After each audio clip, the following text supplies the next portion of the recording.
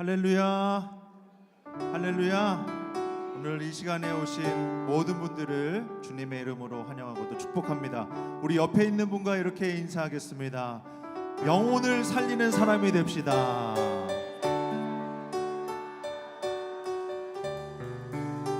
한 번 더요. 복음의 통로가 됩시다. 아멘. 우리가 그런 사람이 되기를 소망합니다. 이 시간도 기쁨으로 우리 주님 함께 찬양하겠습니다. 우리 박수 치면서 찬양하겠습니다.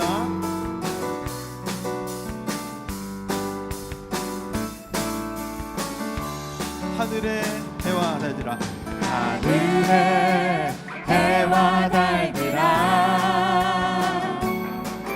소리 높여 찬양하여라. 아멘. 나팔 소리 비파와 수금으로 춤추며 찬양. 높은 산과 넓은 바다, 높은 산과 넓은 바다, 모두 주를 찬양하여라. 호흡이 있는 자마다 여호와를 찬양하여라. 아멘. 세상 모든 사람들아 주를 찬양하라. 살아계신 나의 하나님을, 세상 모든 사람들아 주를 찬양하라. 살아계신 너의 하나님을. 호흡이 있는 자마다 여호. 우리 한 번 더 고백할까요? 세상 모든 사람들아, 세상 모든 사람들아 주를 찬양하라. 아멘. 살아계신 나의 하나님을, 세상 모든 사람들아 주를 찬양하라. 살아계신 너의 하나님을.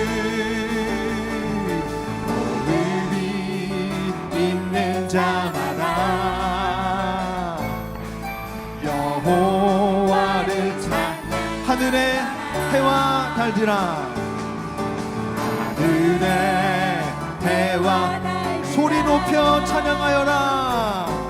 소리 높여 찬양하여라. 나팔 소리 비파와 수금으로, 나팔 소리 비파와 수금으로 춤추며 찬양하여라. 높은 산과 넓은 바다, 높은 산과 넓은 바다, 모두 주를 찬양하여라. 아멘, 아멘. 호흡이 있는 자마다 여호와를 찬양. 함께 고백합니다. 세상 모든 사람들아 주를 찬양하라. 살아계신 나의 하나님을, 세상 모든 사람들아 주를 찬양하라. 살아계신 너의 하나님을. 호흡이 있는 자마다. 우리 한 번 더 고백합니다. 세상 모든 사람들아, 세상 모든 사람들아 주를 찬양하라. 살아계신 나의 하나님을. 아멘. 세상 모든 사람들아 주를 찬양하라. 살아계신 너의 하나님을.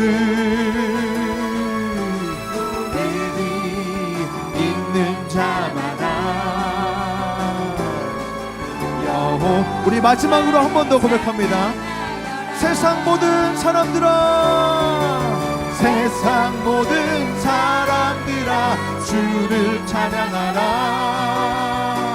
살아계신 나의 하나님을. 세상 모든 사람들아, 주를 찬양하라. 살아계신 너의 하나님을. 있는 자마다 여호와를 찬양하여라.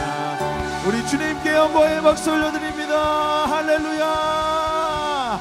주님을 찬양합니다. 할렐루야. 아멘. 아멘. 시간 함께 보내소서. 또 이어서 마음 다해 찬양하겠습니다.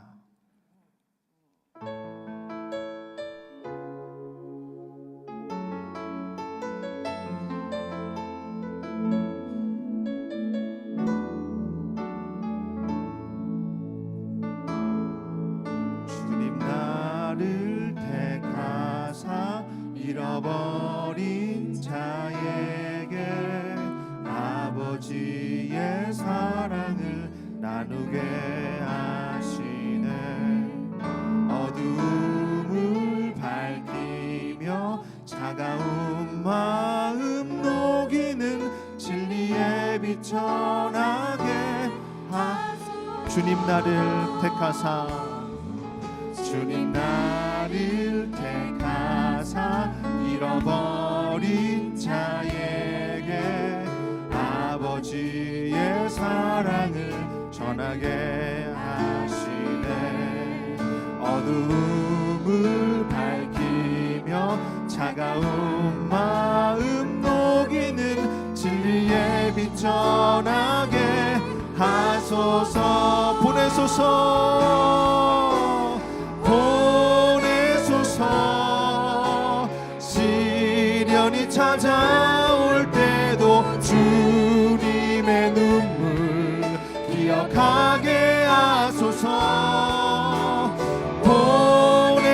보내소서. 주께서 가신 길을 나도 걸어가게. 한 번 더 보내소서. 보내소서. 시련이 찾아올 때도 주님의 눈물 기억하게 하소서. 보내소서. 주께서 가신 길을 나도 걸어가게. 성령으로 임하사, 성령으로 임하사 소망 없는 자에게 생명의 그 말씀을 전하게 하시네. 목자 없는 양같이 방황하는 저들에게 주의 사랑 전하게. 아멘. 보내소서. 보내소서. 시련이 찾아올 때도 주님의 눈물 기억하게 하소서. 보내소서.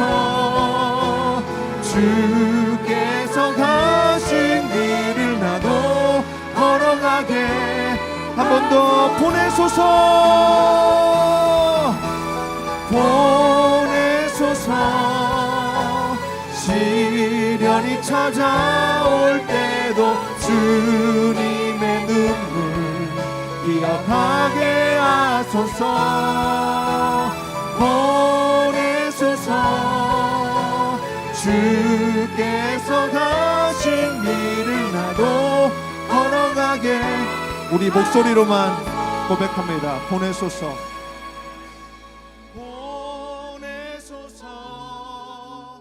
시련이 찾아올 때도 주님의 눈물 기억하게 하소서.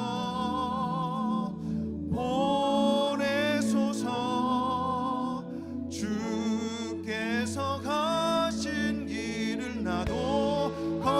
걸어가게 한 번 더 마음 다해 보내소서. 보내소서.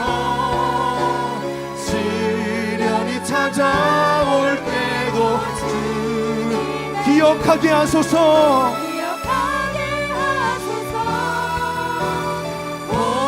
보내소서.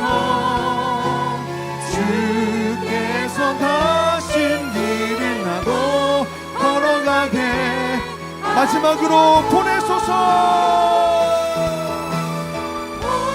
보내소서. 시련이 찾아올 때도 시련이 찾아올 주님의 눈물 주님의 기억하게 하소서. 기억하게 하소서. 보내소서. 보내소서. 주께서 가신 길을 주께서 가신 길을 나도 걸어가게 하소서. 아멘. 이 시간 우리 함께 기도하겠습니다. 하나님, 저희를 보내주시옵소서. 영혼을 살리겠습니다. 가정을 살리고 교회 공동체를 살리고 이 세상에 방황하고 있는 사람들을 살리겠습니다. 주님께서 보내주실 때 기쁨으로 그 자리에 가게 하여 주시고 주님 뜻을 따라 생명을 살리는 삶 살게 하여 주시옵소서라고 주여 한번 외치고 기도하겠습니다. 주여. 아버지, 주님 보내주시옵소서. 지금도 길을 잃고 방황하는 그 영혼들 주님께로 인도하기 위하여 저희를 보내주시고 아버지 사랑을 기억하며 그 생명을 살리는 삶을 살게 하여 주시옵소서. 아버지 하나님께서 붙잡아 주시고 인도하여 주시옵소서.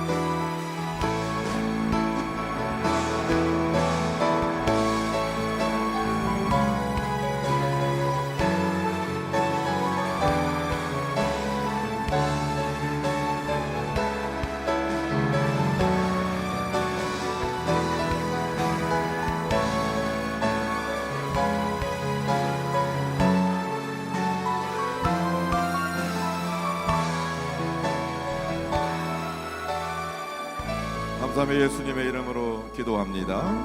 아멘. 할렐루야. 할렐루야.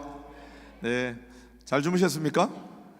네, 이쪽은 별로 잘 안 주무신 것 같아요. 저희가 어제 첫째 날을 보내고 이제 둘째 날 말씀 컨퍼런스 둘째 날을 맞이했습니다. 우리 한번 앞뒤 옆 사람 인사할까요? 어제 우리 배운 대로 예수님이면 괜찮습니다. 오늘 축복된 하루 되세요. 한번 인사하겠습니다. 네. 네. It's okay with Jesus, 그죠? 네, 어제 우리가 배웠습니다. 여러분, 제가 살고 있는 집 뒤에 안산이라는 조그만 산이 있어요.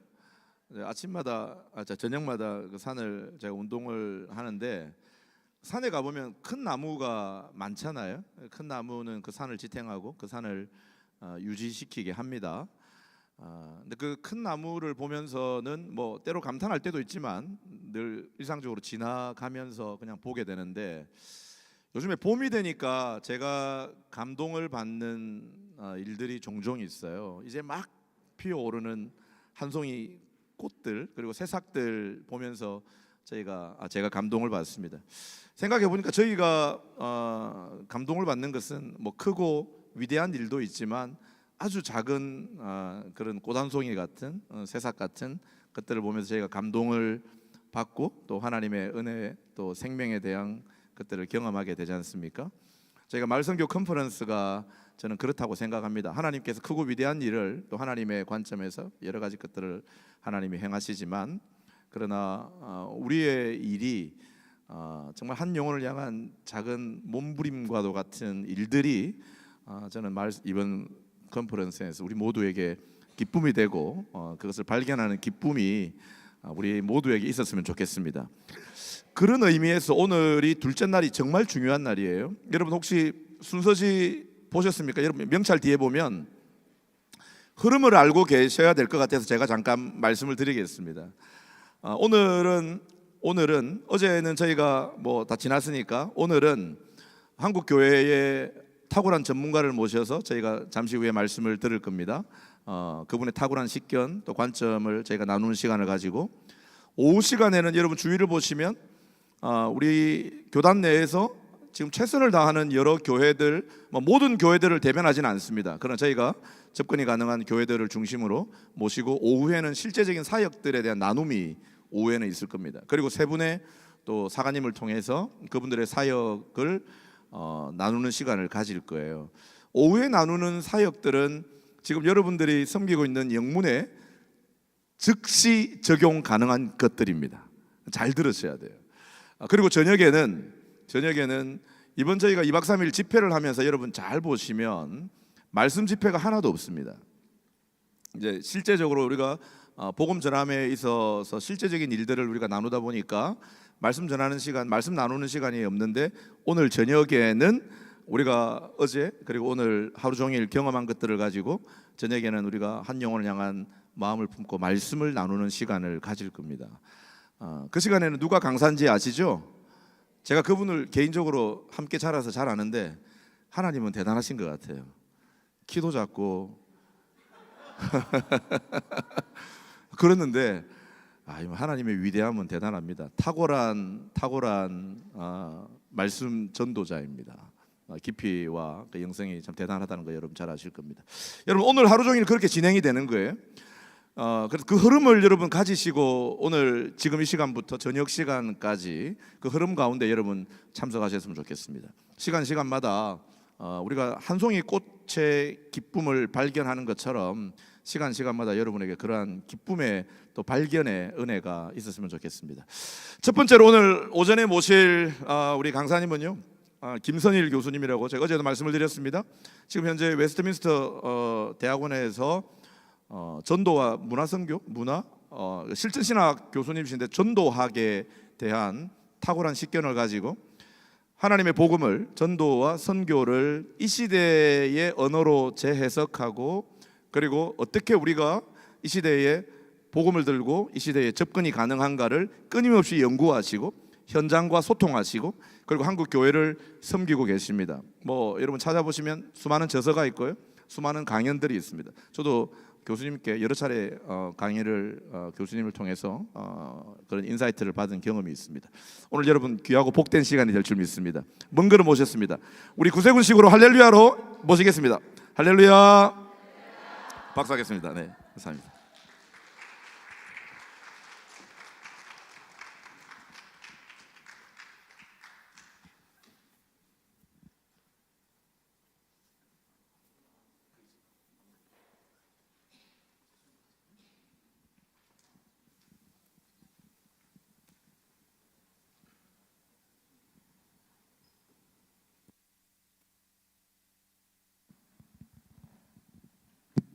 예, 반갑습니다. 방금 소개받은 김선일입니다. 우리 예, 감사합니다. 보니까 우리 구세군 저는 처음 왔습니다. 처음 왔는데 순복음인 줄 알았어요. 제가 순복음 교회를 몇 번 가봤는데 요즘 순복음 교회가 너무 조용해졌던데 너무 신사적이 됐던데 구세군이 더 뜨겁고 역동적인 느낌이 나는 것 같습니다. 반갑습니다.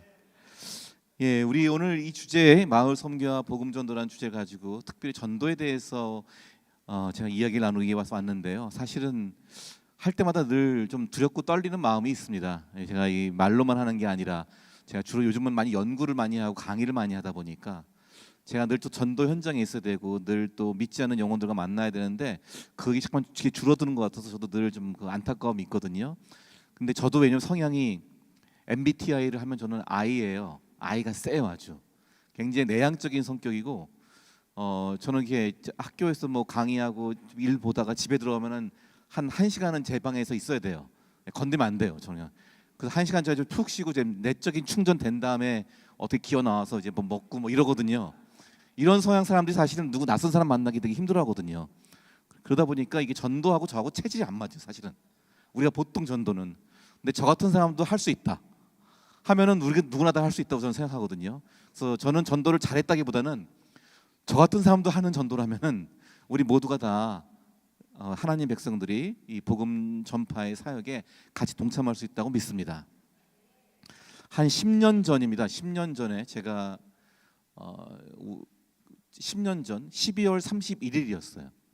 그때 이제 우리 가족들과 같이, 그때는 우리 딸들은 이제 뭐 다, 우리 큰애는 결혼했고 둘째도 지금 다 미국에서 직장 생활하고 있는데, 지금 저희 그 당시에는 이제 같이 있을 때죠. 우리 같이 있을 때라서 12월 31일 날 마지막 밤이니까 저녁을 뭐 이렇게 뭐 피자나 이런 거 시켜서 먹고, 마지막 날 뭐 하는 무슨 그게 있잖아요. 무슨 가요대상 뭐 이런 거 있잖아요. 연예대.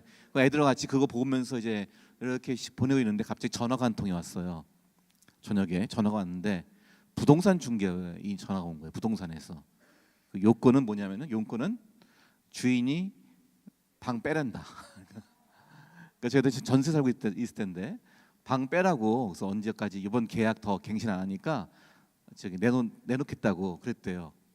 아니 다 이 사람은 무슨 이 그런 청천벽력 같은 소리 갖다가 12월 30일 날 온 가족이 모여서 피자 먹으면서 TV 보는 시간에 이런 말을 하고 있나. 무슨 그 시간에 딱 그 얘기를 들은 다음부터 저희가 분위기가 완전 다운됐어요.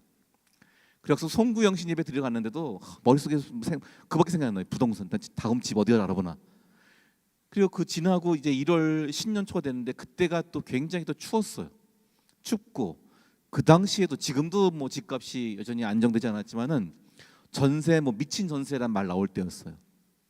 그래서 제가 이제 엄동설안에 집 알아보러 다니는데, 우리 애들은 아직까지는 이제 여기 학교 때문에 이 동네에 있어야 되거든요. 다 집값도 올랐죠. 적당한 매물도 안 나오죠. 알아보느라고 그냥 추운데 다녀야 되잖아요. 또 추운데 막 발 시리고, 그러니까 내가 속상하고 짜증이 나고 막 원망이 나오는 거예요.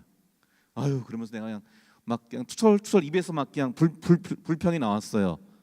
딱 그 순간에 갑자기 제 마음속에 뇌리를 스치는 하나님의 음성이 들리더라고요.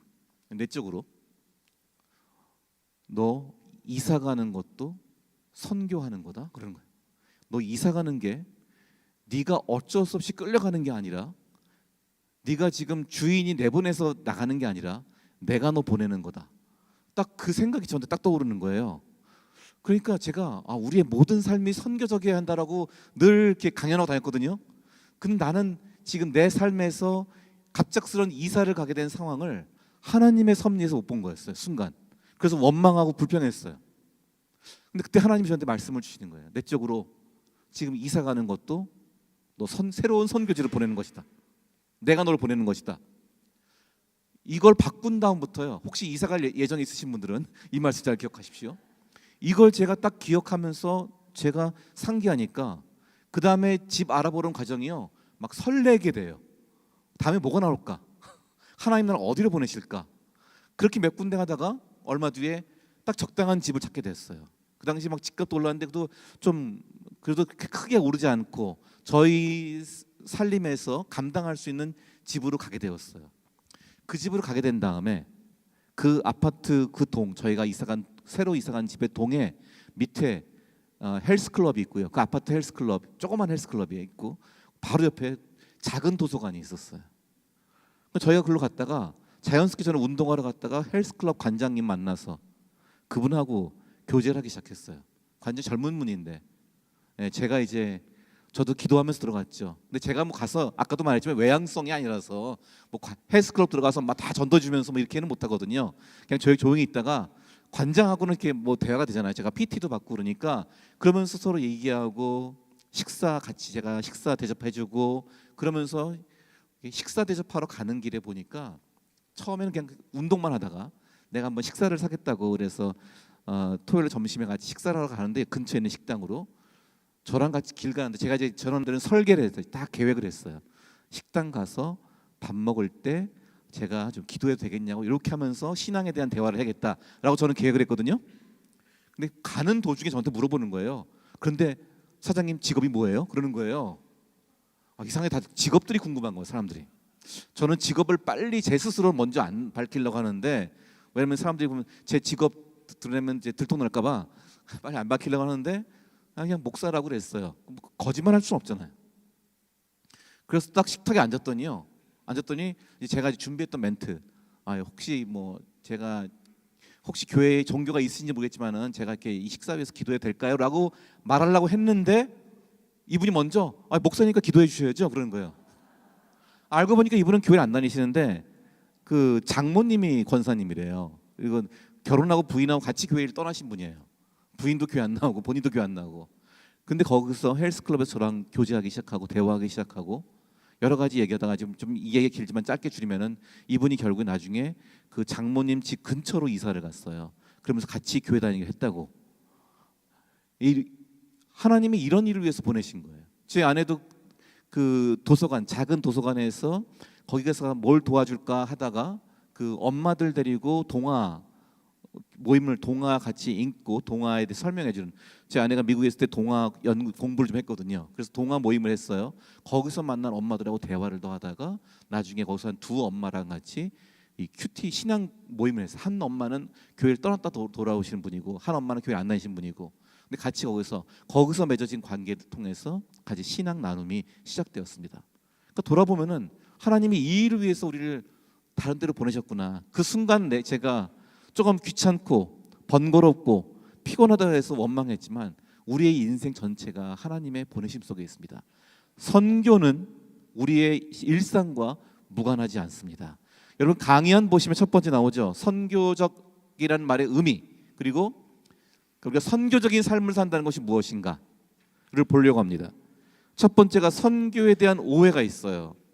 선교에 대한 사람들의 통상적인 오해. 첫 번째 뭐였습니까? 선교는 먼 나라나 타문화권에서 하는 사역이다. 맞아요.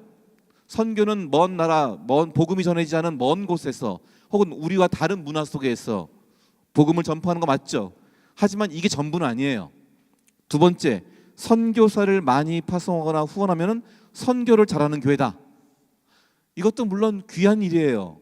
우리 교회가 가장 앞장서야 될 일이에요. 그러나 선교사를 파송만 하고 우리는 선교를 안 하면은 그거는 반쪽짜리 선교하는 거예요. 세 번째, 선교는 사람들을 예수 믿고 죽어서 천국 가게 하는 일이다. 이것도 맞아요. 하지만 이게 전부는 아니에요. 예수 믿고 천국 가는 것이 아니라 오늘 지금 여기에서 예수 그리스도를 통해서 우리가 변화된 삶을, 약속된 삶을 누리는 것이에요. 그 삶으로 초대하는 거예요. 네 번째, 선교는 교회가 하는 여러 일 중에 하나다. 이건 뭘까요? 이게 오해라고 제가 이미 써놨으니까 여러분 틀린 거라고 이미 짐작을 하시겠지만은 교회가 하는 여러 일 중에 하나같이 보이죠. 교회가 하는 여러 일 중에서 가장 숭고한 일로 보이죠. 근데 이것도 불충분한 말입니다. 선교는 교회가 존재하는 이유예요. 교회가 선교를 위해서 존재하고 선교를 위해서 부름받은 거예요. 여러 일이 아니라 교회 자체가 선교적이어야 한다고요. 교회 자체가 선교를 위해 존재하는 거예요. 우리 그리스도인들은 뒤에 가서 얘기하겠지만 왜 구원받았느냐? 하나님께서 이 세상에서 자신을 알리시고 그의 공의를 실현하시고 그의 복음을 알리시는 일에 우리를 동참케 하기 위해서, 우리의 구원받음은 그러한 하나님의 선교에 참여하기 위해서 구원받은 거란 말이에요. 교회도 바로 이 일을 위해서 보냄받은 것이고 세워진 것입니다. 따라서 선교는 교회가 하는 여러 일 중에 하나가 아니라 교회가 존재하는 그 이유예요. 알겠죠? 마지막으로 선교는 특별한 소명을 받은 사람들이 하는 일이다. 물론 우리가 해외 선교나 타문화 선교나 전문 선교, 전임 선교 하신 분들은 조금 더 거기에 몰두해야 되고 집중해야 되시겠죠. 하지만 계속 말한 거 보면 선교는 특별한 사람들만이 하는 것이 아니라 모든 그리스도인들이 부름받은 바로 소명이라는 겁니다. 이게 왜 그러냐면요, 여러분 선교라는 용어를 한번 생각해 보세요. 선교라는 단어가 우리만 씁니까? 일반 사회에서 씁니까? 선교라는 단어 우리만 쓰죠. 네. 근데 선교의 영어는 뭐죠? 단어 뭐죠? 미션이죠. 자, 미션이란 단어는 우리만 씁니까? 일반 사회에서 씁니까? 다 쓰죠. 네, 미션. 이제 선교란 단어, 우리가 미션이란 단어를 선교라고 번역을 했는데 그 미션이라는 단어는 우리만 쓰는 단어가 아니에요. 우리가 번역한 선교라는 단어 우리가 쓰는 거지. 그 미션은 일반 사회에서 뭐라고 써요? 사명. 미션 임파서블 영화 있잖아요. 예, 그때 그걸 불가능한 선교 이러면 안 되잖아요. 예, 불가능한 뭐 임무 뭐 이런 말 아니에요. 사명, 임무. 그러니까 미션이란 이 단어는 원래 영어 단어는 사명, 임무를 가리키는 뜻이에요. 그럼 왜 사명, 임무를 가리킬까요? 이 미션이란 단어에 원래 더 그 앞서 더 근원적인 라틴어가 미시오라는 단어예요. 미시오. 이거는 뭐냐면요, 보냄다, 파견, 임무 이런 뜻을 가지고 있어요. 보냄이에요. 보냄 이런 뜻이에요. 미션, 미시오 하면은요. 여러분 선교라는 단어가 성경에 있나요? 선교라는 단어 성경에 있나요? 있어야 될 것 같은데 없죠. 그렇게 중요하다는데 전도란 단어 있어요, 없어요? 전도는 있어요. 예수님이 내가 전도하리니, 그리고 바울이 전도의 문을 열어주기 위해서 기도하라, 이런 전도란 단어는 있어요. 근데 선교란 단어는 성경에 없어요. 영어 미션도 제가 영어 성경 다 안 봤지만은 미션도 영어 성경에 없을 거예요. 그런데 왜 이렇게 중요한 단어가 성경에 없는데 우리는 이 단어를 제일 중요하다고 그럴까요? 미션이라는 단어를. 이거는 이제 그냥 언어적인 문제예요. 언어가 번역될 때. 좀 전에 선교의 원래 라틴어가 미시오라고 했죠. 미시오라는 단어가 미션이 됐는데 이 미시오라는 단어는 보냄받음, 보내다 이런 말이에요. 그럼 이 단어의 헬라어, 그리스어, 원래 이 단어가 어디서 나왔냐면요, 원래 성경, 신약 성경에 쓰여진 건 그리스어로 쓰여졌죠. 그리스어에서 이 미시오에 해당된 단어가 뭐냐? 여기 보시면요, 그 웬 그리스어 이렇게 뭐 기호 같은 게 있잖아요. 그 뒤에 제가 가로 안에 영어로 음역 표기해놨어요. 아포스톨레라고 그래요. 아포스톨레. 아포스톨레. 조금 신학 공부하시는 분들께서는 아포스톨레 하니까 뭐가 기억나요? 사도란 말을 영어로 어파슬이죠. 어파슬. 아포스톨레가 이게 사도를 가리키는 어원이에요. 자, 이러면 조금 이제 우리가 조금 이제 여러분 안심이 되죠.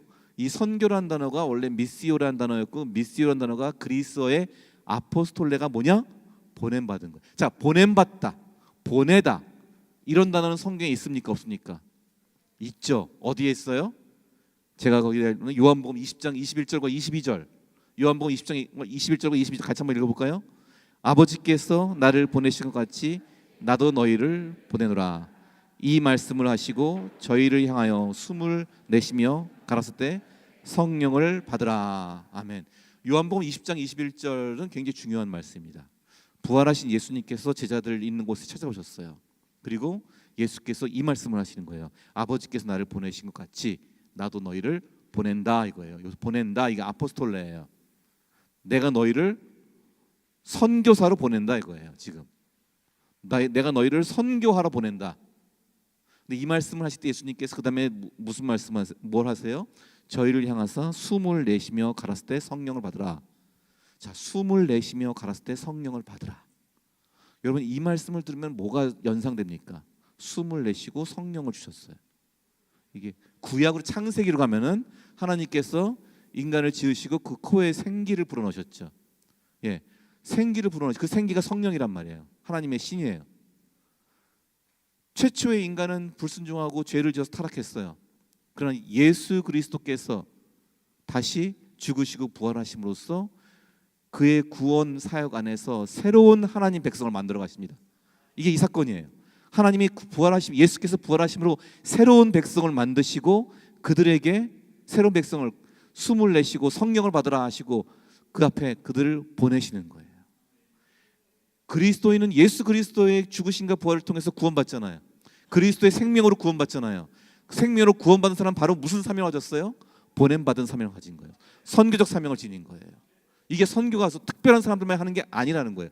모든 구원받은 그리스도인은 구원받은 목적이 선교적 삶을 위해서 부름받은 거예요.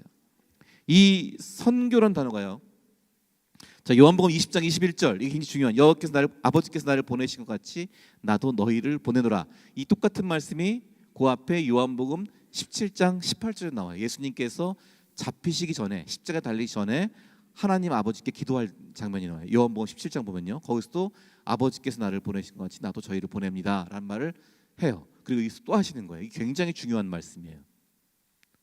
요한복음 17장 18절, 제가 왜 이렇게 잘하나 생각 안 드십니까 혹시? 쉬워요. 17장 18, 17, 18이에요. 여기 20, 21이에요. 그러니까 외우기 쉬워요. 한 끝이에요. 그냥 17장 18절, 20장 21절. 그럼 외우기 너무 쉽죠. 아버지께서 나를 보내신 것 같이 나도 너희를 보내노라. 우리는 보냄받은 사명을 가지고 있어요. 자, 이 말씀이 어디에 있냐면요. 제가 지금 미션이란 말 하니까 여러분 조금 이제 미션 하면요. 천주교에서 비슷한 단어가 있죠. 미사가 있죠. 이 같은 어원이에요. 우리 미사하면 이게 무슨 뭐 아름다울 미자에다가 무슨 일사자가 아니라 그 미사가 아니라 이게 라틴어에 나온 단어예요. 미사란 단어가 미사예요. 미사. 왜 미사라고 그러냐? 천주교에서는 예배를 거기 보면요. 이테 미사 에스트라고 해서 천주교 미사에서 사제의 마지막 선언이에요. 우리 축도하잖아요. 예배 끝날 때 축도하죠. 마치 사제는 우리가 교회에서 축도하듯이 마지막 축복 선언하는데 그때 하는 말이 이테 미사 에스트예요. 가십시오. 여러분은 보냄받았습니다 이거예요. 여러분 예배 끝났을 때 여러분은 보냄받았습니다. 그래서 마지막 말이 미사가 들어가기 때문에 이 카톨릭의 천주교의 예배를 미사라고 하는 거예요. 그러면 이 미사, 예배는 뭘까요? 어떤 의미가 있을까요? 파송식이에요. 파송식. 여러분 주일날 교회 와서 여러분 예배 드리고 은혜 받잖아요. 그 다음에 예배 드리고 은혜 받고 서로 성도에 교제하고 우리끼리 친하게 우리끼리 좋게 우리끼리 서로 좋은 시간 보내고 막 여러 가지로 서로 위로하고 해소하는 시간 보내고 그 다음에 아쉽게 또 내일 또 지겨운 저 월요일 출근 앞두고 할 수 없이 이제 그 월요일 후유증을 겪으면서 돌아가는 게 아니에요. 기독교인들은. 그리고 우리 다음 주에 만날 때까지 잘 있으세요가 아니에요. 우리가 예배를 드린 목적이 뭐예요? 세상에 파송받기 위해서. 예배를 나와서 하나님께 은혜 받고 말씀으로 충전되고 다시 하나님의 보내신 선교지, 내 가정, 내 이웃, 내 직장, 내 학교로 보냄받는 거란 말이에요. 이게 예배는 그래서 여러분에게 이 세상을 향해서 섬김의 삶을 살고 제자의 삶을 살고 선교사적인 삶을 살 수 있도록 여러분을 충전시키는 거예요. 그래서 예배 끝나고 그냥 물론 다음 주에 보니까 좀 아쉽긴 하지만은 그 아쉬움으로 끝나면 안 돼요. 다시 선교적인 하나님의 동행하시는 선기제에 나가는 부름받아 나선 임원 하면서 나가야 되는 거란 말이에요. 아시겠습니까? 그래서 이 사제의 선언 때문에 미사란 말이 바로 선교적인 의미가 있고 우리 예배도 사실 같은 차원이니까 예배가 바로 세상으로 보냄받는 선교적인 파송식과 같습니다. 그래서 이게 전례적 해석은 이 카톨릭에서는 미사가 끝났으니 가서 복음을 전합시다 이런 의미가 되는 거예요. 되게 좋은 의미죠. 천주교지만 되게 좋은 의미죠. 신학적으로는 가십시오. 이제 여러분은 세상으로 보냄받았습니다. 그래서 교회에서 성찬식을 매주 하나요? 아니면 어떻게 하나요? 성찬식을 간헐적으로 하나요? 원래 천주교는 성찬식을 매주 하잖아요. 원래 종교개혁 때들도 매주 하라 했는데 성찬식은 그래서 사실은 예수 그리스도의 살과 피를 먹음으로써 이게 나의 선교사적 삶을 위한 양식이에요. 예수님의 생명의 양식이란 말이에요. 그래서 이게 우리가 선교적인 삶을 살려면은 나도 이게 은혜가 충만해야 될 거 아니에요. 나도 이게 양식을 공급받아야지 내가 힘 있게 살 거 아니에요. 그래서 바로 그러한 예배가 우리에게 영의 양식을 주고 그것을 가지고 진짜 본격적인 그리스도인의 삶의 무대는 내 직장이고 내 이웃이고 내 가정입니다. 그곳에서 그리스도의 복음을 증언하고 그리스도의 선한 능력을 드러내는 삶을 사는 겁니다. 자, 그럼 이제 우리가 간다고 그랬는데 어디로 가느냐? 이제 어디로 가야 될? 아까 가정, 이웃 다 얘기했잖아요. 어디로 가냐가 중요한데요. 자, 사도행전 1장 8절 말씀 여러분 잘 아시죠? 우리 가장 중요하게 보는 사도행전 1장 8절은 선교적인 명령의 말씀이죠. 자, 이 말씀을 같이 한번 우리 읽읍시다. 다 함께 읽을까요? 오직 성령이 너에게 임하시면 너희가 권능을 받고 예루살렘과 온 유대와 사마리아와 땅끝까지 이르러 내 증인이 되리라 하시니라. 아멘. 자, 여러분 이 말씀에서 우리가 이제 대위임령 혹은 지상명령이라고 하는 말씀인데 이 말씀에서 여러분 제일 좋아하는 단어나 혹은 구절이 있습니까? 정답이 있는 건 아니에요. 모든 성경은 하나님의 말씀이기 때문에 다 하나님의 말씀인데 다 좋은데 혹시 여러분 개인적으로 와닿는 이 말씀 중에서 어느 부분이 와닿습니까? 성령이 임하시면 그것도 굉장히 성령의 우리가 권능으로 성령의 도구가 되는 거, 손가락이 되는 거죠. 또 뭐가 좋습니까? 증인이 되리라. 목적이 증인이 되는 거죠. 또 뭐가 있습니까? 땅 끝까지 이르러. 예, 땅 끝까지. 예, 다 좋습니다. 역시 저도 역시 제가 예상한 좋은 모범 답안이 나왔는데요. 제가 이 질문을 하면 제가 뭔가 좀 다른 얘기를 하려고 나왔겠죠. 제 개인적으로 이게 개인적인 거예요. 제가 여기서 제일 좋아하는 단어는요. 와, 과 이 단어예요. 와, 과 있죠. 오직 성령이 너에게 임하시면 너희가 권능을 받고 예루살렘 과, 예, 온 유대 와, 예, 그리고 사마리아 와, 예, 땅까지 이뤄내증이 되리라. 저는 이 단어들 되게 좋아해요. 과, 와, 와 뭐죠? 과, 와, 와. 자, 이게 영어로 and죠. 예, 그리스어에서는 카이라는 단어 썼어요. 예루살렘과 온 유대와 사마리아와 땅 끝까지. 제가 이 단어를 좋아하는 이유는요. 당시에 이 말씀을 들었던 제자들은 누굽니까? 유대인들이었어요. 그 유대인들은 예수님 이 메시아가 와서 그들의 나라를 해방시켜주고 구원해주고 이스라엘이 예루살렘이 세계에서 가장 우뚝대는 모든 열방들이 그 예루살렘으로 와서 예배드리고 그들이 세계의 중심이 되고 지배적인 민족이 되는 게 그들의 이상이었어요. 그날을 바라봤어요. 근데 예수 그리스도께서 하나님이 보내신 메시아 예수 그리스도께서 오셔서 죽으시고 부활하신 예수께서 이제 그 이스라엘을 구원하는 하나님의 계획을 완전히 새롭게 바꿔주세요. 이스라엘로 열방이 모이는 것이 아니라 새롭게 하나님 백성 된 예수 그리스도의 제자들이 열방으로 나아가는 거예요. 우리가 있는 곳으로 내가 익숙한 곳, 내가 편안한 곳, 나 중심으로 사람들이 오게 하는 것이 아니라 오히려 우리가 세상으로 흩어지는 거예요. 나아가는 거예요. 자, 그러다 보니까 이게 예루살렘 안에 있으면 넘어가야 돼요. 온 유대. 이스라엘 안에도 갈릴리 사람들과 예루살렘에 있는 사람들이 서로 갈등하고 반목이 있었단 말이에요. 그 경계를 넘어가야 돼.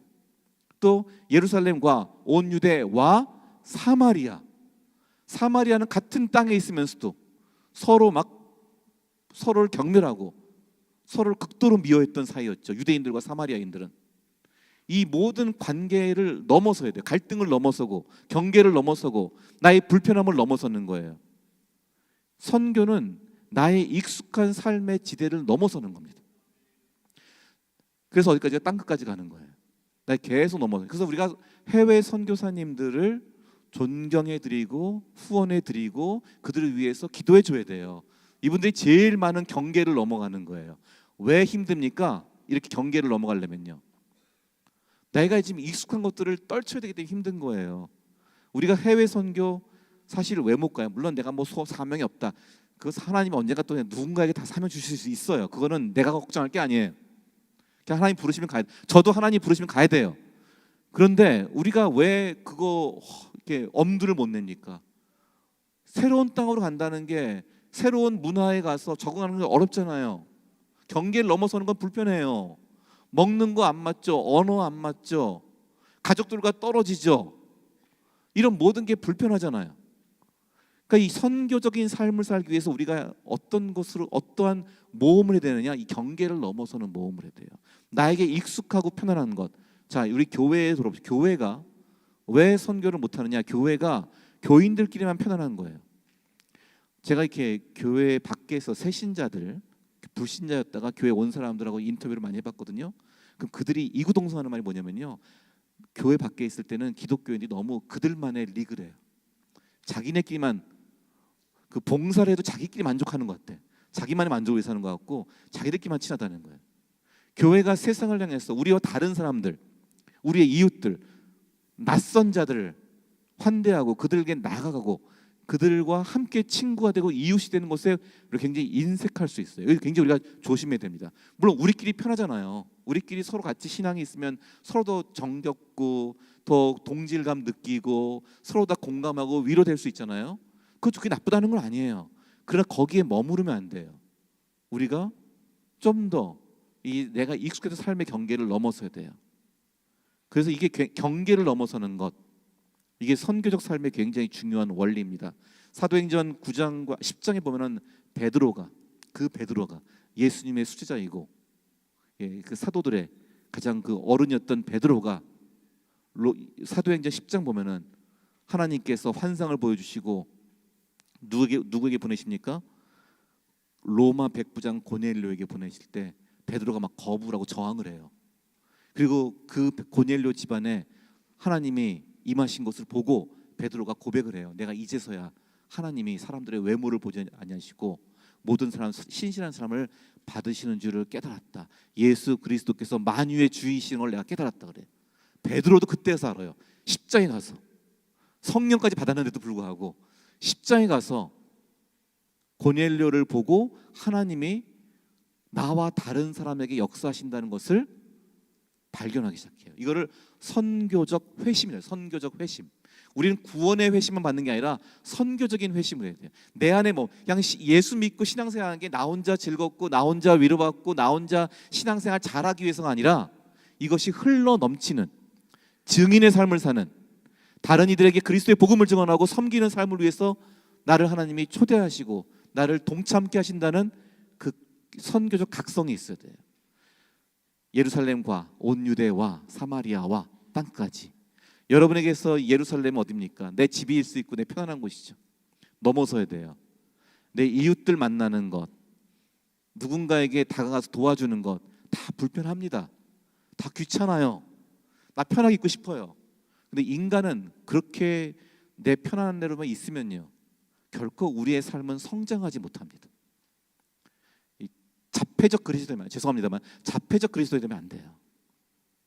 우리는 항상 낯선 환경을, 아이들이 계속 새로운 낯선 환경을 경험해야지 더 자기 세계가 넓어지고 성장하는 거잖아요. 인간을 아는 폭도 넓어지고 많은 사람들이 영향력 끼칠 수 있고 많은 사람을 품을 수 있는 존재가 되잖아요. 우리 그리스도인도 마찬가지예요. 하나님께서 여러분을 예수 그리스도의 핏값으로 이렇게 귀하게 구원하실 때는 그냥 혼자 머무르고 혼자 잘 위로받고 혼자만 살라고 부르신 게 아니에요. 구원하신 게 아니에요. 그리스도의 그 우리 안에서 주체할 수 없는 강권적 사랑을 나누기 위해서 우리를 택하시고 부르신 것입니다. 그래서 예루살렘과 온 유대와 사마리아와 땅까지, 여러분의 예루살렘은 어디고 여러분의 온 유대는 어디고 여러분의 사마리아는 어디고 여러분의 땅끝까지 가야 할 곳은 어딘지를 늘 생각하시기 바랍니다. 그 뒤에 가서 좀 더 다루겠습니다. 자, 이렇게 하면요, 그래서 이제 이게 어디냐를 좀 더 우리가 생각해 보는데요. 선교와 이제 약간 용어 정리를 해볼게요. 선교를 얘기하니까 선교란 말하고 전도란 말하고 좀 헷갈려요. 비슷하죠. 선교와 전도의 차이는 뭐예요?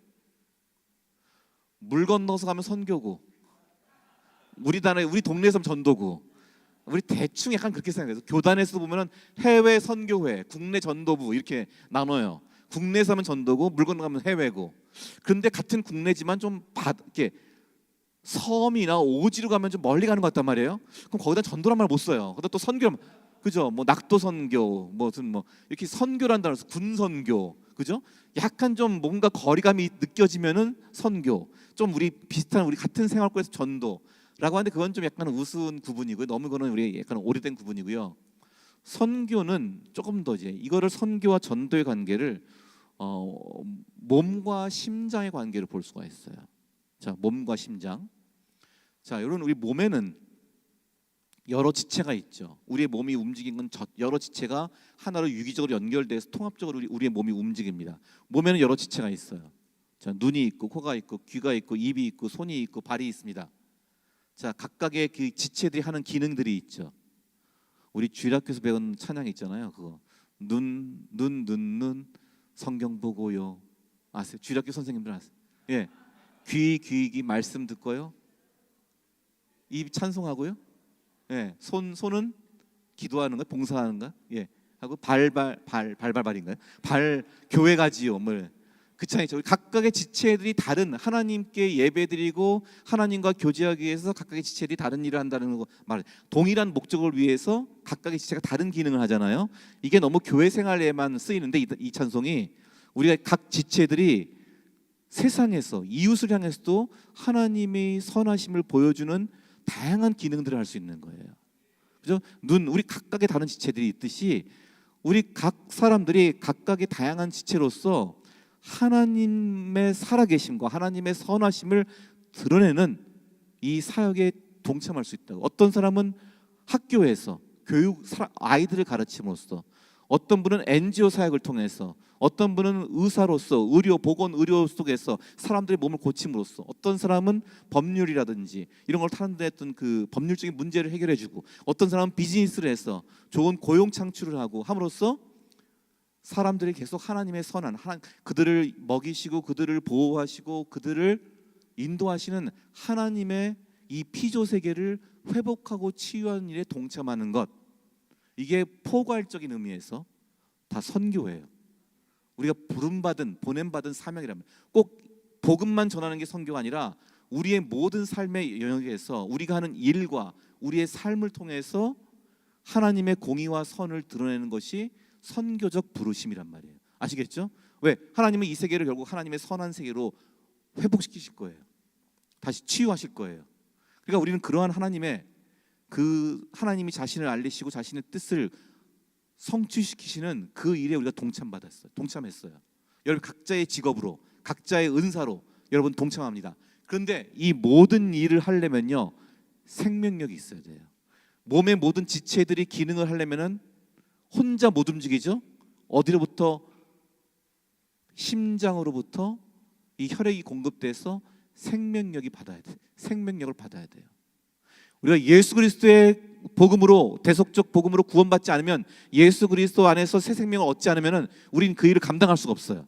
하나님의 사랑의 실천, 우리가 이웃을 섬기는 모든 일들, 이것들을 우리는 예수 그리스도의 사랑을 받은 자이기 때문에, 구원을 받은 자이기 때문에 그 구원받은 능력과 생명으로 감당할 수 있는 거란 말이에요. 오직 복음이 그 모든 생명력을 제공해줘요. 우리가 그리스도의 오직 은혜에 의지해서 그 일을 하는 거지, 내 자기의 선한 노력과 계획과 내 주관적 의지로 할 수 있는 것이 아니에요. 인간적인 노력을 못해요. 오직 하나님께 겸손히 기도하고 예수 그리스도 안에서 내가 예수 그리스도 연합해서 새 사람이 되었을 때만 할 수 있는 거란 말이에요. 동시에 우리가 이웃을 섬기고 구제를 하고 세상에서 선한 일을 하더라도 그 일에 다른 사람을 섬기고 도와주더라도요, 그 일의 궁극적인 우리가 죽을 수 있는 최고의 선물은 뭡니까? 바로 예수 그리스도의 복음이에요. 그들에게 그리스도의 복음이 들어가지 않으면 우리가 아무리 그 사람들의 인간적인 신체적인 삶을 회복시키고 도와주더라도 그리스도의 복음이 들어가지 않으면 그들은 우리와 같이 그 복음이 줄 수 있는 귀하고 깊은 오묘한 복을 누릴 수가 없어요. 일시적인 거란 말이에요. 그래서 우리가 줄 수 있는 최고의 선물도 바로 예수 그리스도의 복음이에요. 그래서 선교는 하나님, 거기 나오죠, 하나님의 유일하심과 그의 통치를 세상 속에서 증언하는 일이고요. 전도는 뭐예요? 예수 그리스도를 구주로 영접하게 하는 일이에요. 이거 마치 몸과 심장의 관계 같아요. 예수 그리스도를 구주로 영접한 하고 그 구원의 감격이 넘쳐 흘러서 우리로 하여금 다른 이들을 사랑하게 합니다. 섬기게 합니다. 그리고 우리가 다른 이들을 사랑하고 섬기는 가장 그 중심에는 그리스도의 복음을 나누는 것이 그 궁극적 목적이자 그것이 가장 최고의 선물이 되어야 한다는 겁니다. 자, 이렇게 우리는 이제 선교적, 교회가 선교를 위해 존재하고 우리 그리스도인 선교적 삶으로 초대받습니다. 자, 이제 우리가 질문할 수 있는 1페이지 그 밑에 보시면요, 우리가 질문해야 할 게 있는데, 어떻게 우리는 선교적 삶을 살 것인가? 자, 선교가 요거 하기 전에 제가 좀 다른 거 좀 먼저 할게요. 이 선교의 개념이 바뀌고 있는데요. 선교의 개념은요, 여러분 이걸 보시면요, 2024년도에 한국에서 세계 선교를 위한 큰 대회가 열렸어요. 아시나요? 로잔 세계 복음화 대회라는 게 열렸어요. 로잔 세계 복음화 대회. 2024년도에 인천 송도에서 열렸거든요. 그게 전 세계에서 한국에서 500명, 그리고 전 세계에서 4,000명 이상의 사람들이 와서 이 목사, 선교사, 신학자 여러 명 와서 이 선교 대회를 한 거예요. 이게 세계에서 제일 큰 선교 대회예요. 역사적으로 제일 크고요. 이게 4번째 대회였어요. 한국에서 열린 게 4차 대회였고요. 그 전에 3차 대회는 남아프리카 공화국의 케이프타운에서 열렸고, 2차 대회는 필리핀 마닐라에서 열렸어요. 그리고 1차 대회가 스위스 로잔에서 열렸어요. 그래서 로잔 세계 복음화 대회라는 고유 명사가 돼버린 거예요. 이게 그 로잔 세계 복음화 대회 때 이게 1974년도에 열렸습니다. 74년도가 어떤 시대예요? 우리나라는 유신 정권 시대잖아요. 되게 무서운 시대였어요. 엄혹한 시대였거든요. 그래서 그 당시에 여기 한국에서도 이런 해외 가서 뭐 세계 대회 가는 걸 되게 좀 무서워해서 갔다 오신 분들이 목사님들이 갔다 와서는 우리 조용히 있자 하고 입 다물고 있었는데요. 사실은 이게 굉장히 뭐 그런 무슨 특별한 무슨 비판적인 것도 아니고 되게 좋은 복음화 대회였어요. 그런데 이 복음화 대회에서 74년도 로잔 세계 복음화 대회 때 나왔던 중요한 선교 전략이 뭐냐면요, 미전도 종족 선교였어요. 그러니까 선교를 누구를 선교할 것이냐. 그 전까지 선교를 해보니까 국가별로 대륙별로 선교했거든요. 근데 이 당시에도 이제 공산권이나 이슬람권이 좀 선교가 좀 덜 들어가긴 했지만 그래도 일단은 다 한 번씩은 다 기독교 전파됐단 말이에요. 그러니까 국가나 대륙 단위로 볼 때 선교는 어느 정도 됐어요. 제대로 이제 복음화가 안 됐을 뿐이지 선교 활동을 했단 말이에요. 그런데 이제는 국가나 대륙이 아니라 복음이 제대로 들어가지 못한 종족들을 찾아야 한다. 이걸 미전도 종족이라고 그래요. 자, 예수님의 대위임령 마태복음 28장 19절과 20절 보면 뭐라고 그래요? 예수님께서 너희는 가서 모든 족속으로 제자를 삼아가죠. 모든 족속. 이 모든 족속이 뭐냐 도대체? 이 말씀을 다시 보자 했을 때는 우리에게 지금 사람들은 국가 단위로 모이는 것이 아니라 우리 한국 사람들은 한 민족이 곧 국가잖아요. 그죠? 요즘 와서는 다문화가 되어서 우리가 좀 이제 우리와 다른 민족, 다른 인종들이 좀 이제 다양해지기 하지만은 우리는 굉장히 단일 민족 국가잖아요. 우리 딸이 미국에서 저 같이 공부하다가 제가 유학가 인도 미국에서 살다가 한국에 왔어요. 한국에 와서 처음 하는 말이 뭐냐면요, 이러는 거예요. 아빠, 왜 한국에는 한국 사람만 살아? 그런 거예요. 그러니까 얘가 미국에서 다양한 사람들 보다가 한국에 왔더니 전부 다 한국 사람만 있는 게 너무 신기한 거예요. 얘는. 우리는 그걸 전혀 신기하게 생각 안 했는데 당연하다 생각하잖아요. 한국에서 한국 사람만 있는 걸. 얘는 왜 한국에는 한국 사람만 있냐고. 그런 거예요. 그러니까 이게 다른 나라가 보면 여러 민족들이 있단 말이에요. 아프리카의 국가 경계선, 국경선이 서구 열강들이 일방적으로 근 거란 말이에요. 그래서 그 안에 다른 민족들이, 이질적인 종족들이 그 안에 있어요. 똑같은 아프리카 사람들이 아니에요. 그 안에 다양한 종족들이 있단 말이에요. 그래서 아프리카에서 계속 그 종족 분쟁이 일어나는 그 원인 중에 하나죠. 그거를 원래 종족들이 살던 땅, 이 강이나 뭐 산이나 이런 걸로 근 게 아니라 그냥 아프리카 지도 보면 그냥 일직선이잖아요. 일방적으로 선을 그어서 그 안에서 다른 민족들이 서로 막 얽혀 있으니까 거기서 분쟁이 나고 싸움이 나는 거예요. 큰 원인이 있거든요. 그러니까 이 복음이 들어가도 그 주류 민족이 주류 종족은 받아들였지만 소수 민족은 안 받아들일 수도 있어요. 그래서 이렇게 미전도 종족을 찾아야 한다.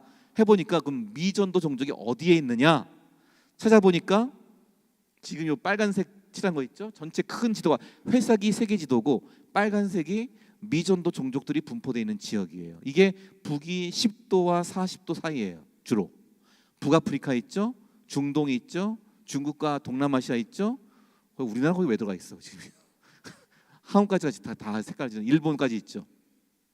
자, 이렇게 보면 이 종족들이 있다는 거예요. 이쪽에 주로 이슬람, 그리고 불교, 힌두교, 그리고 공산권 이렇게 있죠. 이런들이 다 지금 미전도 종족, 북위 10도와 40도의 선교 대상자들이 있다. 그래서 이걸 1040 윈도라고 그래요. 북위 10도와 40도 창 1040 윈도라고 그래요. 이게 선교, 우리가 누구에게 선교할 것인가 할 때 그 선교 대상자들을 바라보는 창이에요. 윈도우 1040 윈도라고 그래요. 근데 이게 여러분 한번 현실적으로 생각해 보세요. 이게 서구 미국이나 유럽의 선교학자들, 신학자들이 이걸 정립을 했어요. 근데 자기들이 이걸 할 말이 있을까요? 저 유럽이 지금 기독교 국가입니까? 유럽은 더 세속적이에요. 지금 유럽에 교회 다니는 사람들이 5%도 안 돼요. 북유럽 이런 데는 거의 뭐 저희 딸도 유럽에서 네덜란드 공부했는데 네덜란드가 되게 유명한 그 장로교회 본산 개혁주의 전통이 있다는데 자기는 교회 다니는 사람 본 적이 없대요. 공부하는 동안에. 한국 사람들 외에는 거의 기독교인들이 거의 멸종되고 있단 말이에요.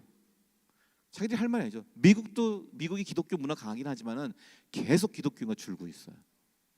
그러니까 지금 서구 기독교인들이 남 얘기할 때가 아니라는 거예요. 오히려 지금 기독교가 전 세계에서 기독교인과 제일 가장 급속도로 성장한 나라가 어딘지 아십니까? 약간 비공식 통계긴 한데 가장 급속도로 기독교인이 많아지는 나라. 아프리카가 지금 기독교가 제일 커요. 아마 저는 이제 아프리카가 기독교 세계 기독교를 주도할 거로 보거든요. 저는 아프리카 신학자들 목사님들 여러 명 아는데 거기 굉장히 역동성이 있어요. 물론 문제도 많아요. 또 기복적인 신앙 이런 문제도 있는데 굉장히 거기가 앞으로 세계의 기독교를 저는 주도할 거로 봐요. 아프리카가. 그런데 지금 기독교 인구가 제일 많이 급속도로 늘어나는 곳은요, 안타깝지만 이란이에요. 이란. 지금 이란이 전쟁 중에 있는데, 이란이 원래 기독교인들이, 지금 이란이 1979년도에 이슬람 혁명이 일어나서 팔레비 왕조가 쫓겨나고 몰락하고 완전 이슬람 국가 됐죠. 47년간 지금까지 이슬람 독재예요, 이란은. 근데 이슬람 독재가 일어나기 전에 팔레비 왕 때는 자유로운 국가였는데, 그래서 그 당시에 우리나라하고 테헤란으로도 만든 거 아니에요. 이렇게 서로 같이 해서 굉장히 자유로웠어요. 여성들도 다 자유롭게 옷 입고 다녔거든요. 그때도 기독교 인구가 1000명이 안 넘었다고 그래요. 근데 지금 이란의 기독교 인구가 비공식적인 추계이긴 하지만은 한 100만 명에 이른다고 그래요. 기독교 인구가 지금 전 세계에서 가장 급속도로 기독교 인구가 늘어나는 곳이에요. 사람들이 47년의 이슬람 독재 속에서 환멸을 느끼고 실망을 하고 너무 삶이 어려운 거예요. 그래서 다시 이들이 가정을 중심으로 지하 교회들이 퍼지고 있어요. 조그만 작은 가정 모임으로 교회들이. 그래서 굉장히 많은 사람들이 예수님께 돌아오고 있어요. 지난 로잔 세계복음화 대회 때 이란의 형제자매들이 와서 간증을 하는데, 이 사람들은 뭐 하루가 멀다 하고 경찰이 와서 막 예배 처소를 막 급습하고 막 투옥시키고 고문하고 이런 일이 비일비재하게 일어나요. 그런데 이분들이요, 그 로잔 세계복음화 대회에 와서 우리 자유롭게 사는 기독교인들보다 훨씬 더 씩씩하고 훨씬 더 막 능동적이고 훨씬 더 막 행복하게 자신들의 신앙 간증을 하고 오히려 우리에게 더 격려를 주더라고요. 그곳에서, 어려운 곳에서, 박해받는 곳에서 신앙을 지킨 사람도 있어요. 저는 아마 우리가 지금 선교가 자유로운 나라가 별로 복음화가 잘 안 돼요. 제가 보니까 이런 말하면 거기 선교사님들 좀 서운할까봐 말을 못 하는데, 이렇게 선교사 많이 보내는 곳에 선교사들 잘 받아준 나라가 있어요. 근데 계속 보면 똑같아요. 안 늘어요.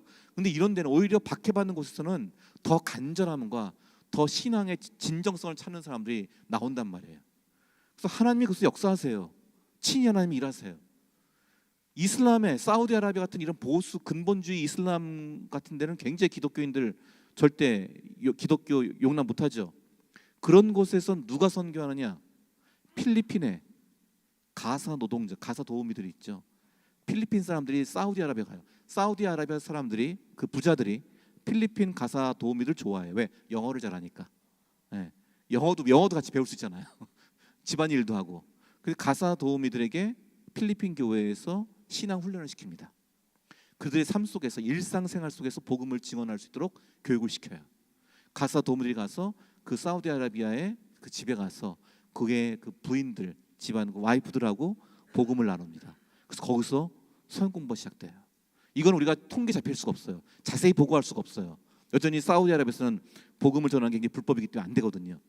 근데 그렇게 숨어 있는 그리스도인들이 저는 굉장히 많다고 봐요. 마지막에 만약에 저 중동이나 북아프리카에서 이 복음이, 기독교 종교가 개방되고 우리가 조금 더 드러나면요, 저는 굉장히 많은 하나님 백성도 있을 거라고 봐요. 우리가 통계는 안 잡혀요. 그런데 저 지역이, 중동 지역이 원래 기독교가 얼마나 강했던 지역입니까? 굉장히 거의 많은, 지금도 보면은 그래서 시리아 정교회 기독교인들이 있어요. 아프리카에도 그 이디오피아라든지 이쪽 그 콥틱 종교라 해서 원래 그 기독교인들이 원래 있었어요, 거기가. 저는 그곳에 분명히 하나님 백성들이 많이 예비되어 있을 거라고 믿어요. 우리가 지금 통계로 못 잡을 뿐이에요. 중국도 그렇죠. 중국도 기독교 인구 한 1억은 된다고 보죠. 제가 중국의 사회과학원에 있는 교수님하고 만났는데, 사회과학원에서 통계는 기독교 인구가 2,500만이래요.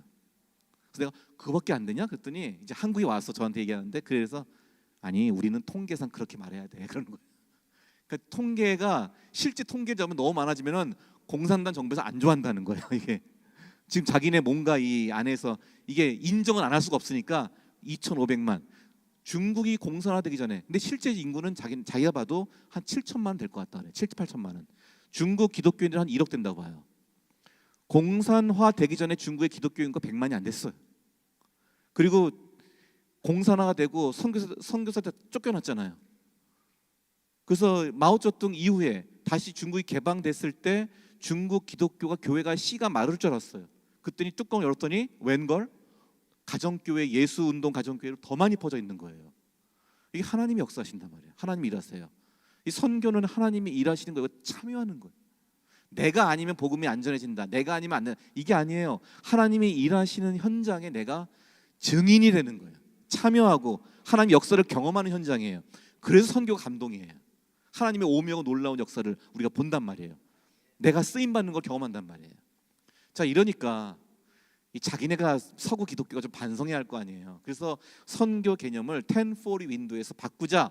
그래서 뭘로 바꾸냐? 미전도 세대. 우리 다음 세대가 다 지금 기독교를 떠난단 말이에요. 우리 한국도 이제 이 과제가 있는데 지금 서구 사회는 더 심각한 거예요. 이게 가만 통계를 보니까 4살부터 14살 4, 4살부터 14살 사이에 기독교 신앙이 들어가면은 그 사람은 평생 신앙을 유지하더라. 그러니까 기독교인들 보니까 80%가 다 이때까지 다 예수를 믿었다 이거예요. 제대로 신앙생활 했다는 거예요. 저도 한국 통계를 보니까 한국도 그래요. 한 80% 이상이 85%인가가 다 이미 고등학생 전까지 다 이미 기독교회를 다녔어요. 그러니까 이 나이가 들수록 교회 오기가 되게 힘들어진다는 거예요. 제가 보기엔. 그래서 굉장히 다음 세대에 집중하는 선교를 해야 한다. 그래서 미전도 세대 선교. 이거는 4-14 윈도우 4살부터 14살짜리 아이들이 선교의 주된 대상이 되어야 한다는 거예요. 그런데 지금은 어떤 사회입니까? 우리가 이 서구만 기준이 아니라 전 세계가 서로 교류하고 서로 만나고 많은 사람들이 뭐 이민이든 난민이든 여행이든 굉장히 글로벌한 교류가 많죠. 그리고 이 인터넷과 AI와 유튜브를 통해서 실시간 사람들이 서로 문화 간 교류가 많아요.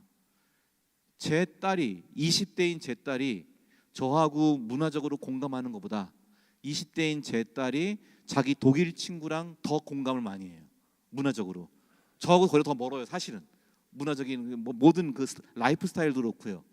그러니까 뭐냐면 이제는 이 문화가 전 세계적으로 교류되는 글로벌 시대예요. 자, 이런 시대에는 이제 우리 주변이 바로 선교지가 됩니다. 우리 주변이 다문화 이주민들이 오고요. 우리 주변이 또 한국도 지금 굉장히 많은 사람들이 이 종교가 없죠. 한국이 굉장히 지금 급속도로 세속화되고 비종교화되는 나라예요. 그러니까 이제 선교가 어디냐? 바로 우리 주변이 선교예요. 그래서 미전도 이웃을 선교해야 되는 시대가 왔어요. 우리 이웃 주변에서 다 선교 대상자예요. 그래서 윈도우가 바뀝니다. 아까 1040 윈도우, 414 윈도우였죠. 이제는 뭐예요? 하우스 윈도우. 우리 집 창문. 이게 제가 살던 방이 제 방 창문이에요. 제가 사진 찍은 건데 제 방 창문 앞에 있는 사람들, 우리 마을의 이웃들, 그들이 바로 우리의 선교의 대상이 되는 거예요. 지금 시대가 그래요. 모든 곳에서 선교가 일어나요. 모든 곳에서 모든 사람들이 직접 선교적인 대면을 하게 되어 있는 게 현 시대예요. 우리 같은 크리스천 안에 같은 한국인들 중에서도 안 믿는 사람들이 굉장히 많죠. 우리 젊은 세대로 갈수록 더 많이 기독교인들이 굉장히 줄어듭니다. 근데 한 가지 좋은 건지 나쁜 건지 모르겠는데 기독교인만 줄어드는 게 아니라 천주교 불교도 같이 줄어요.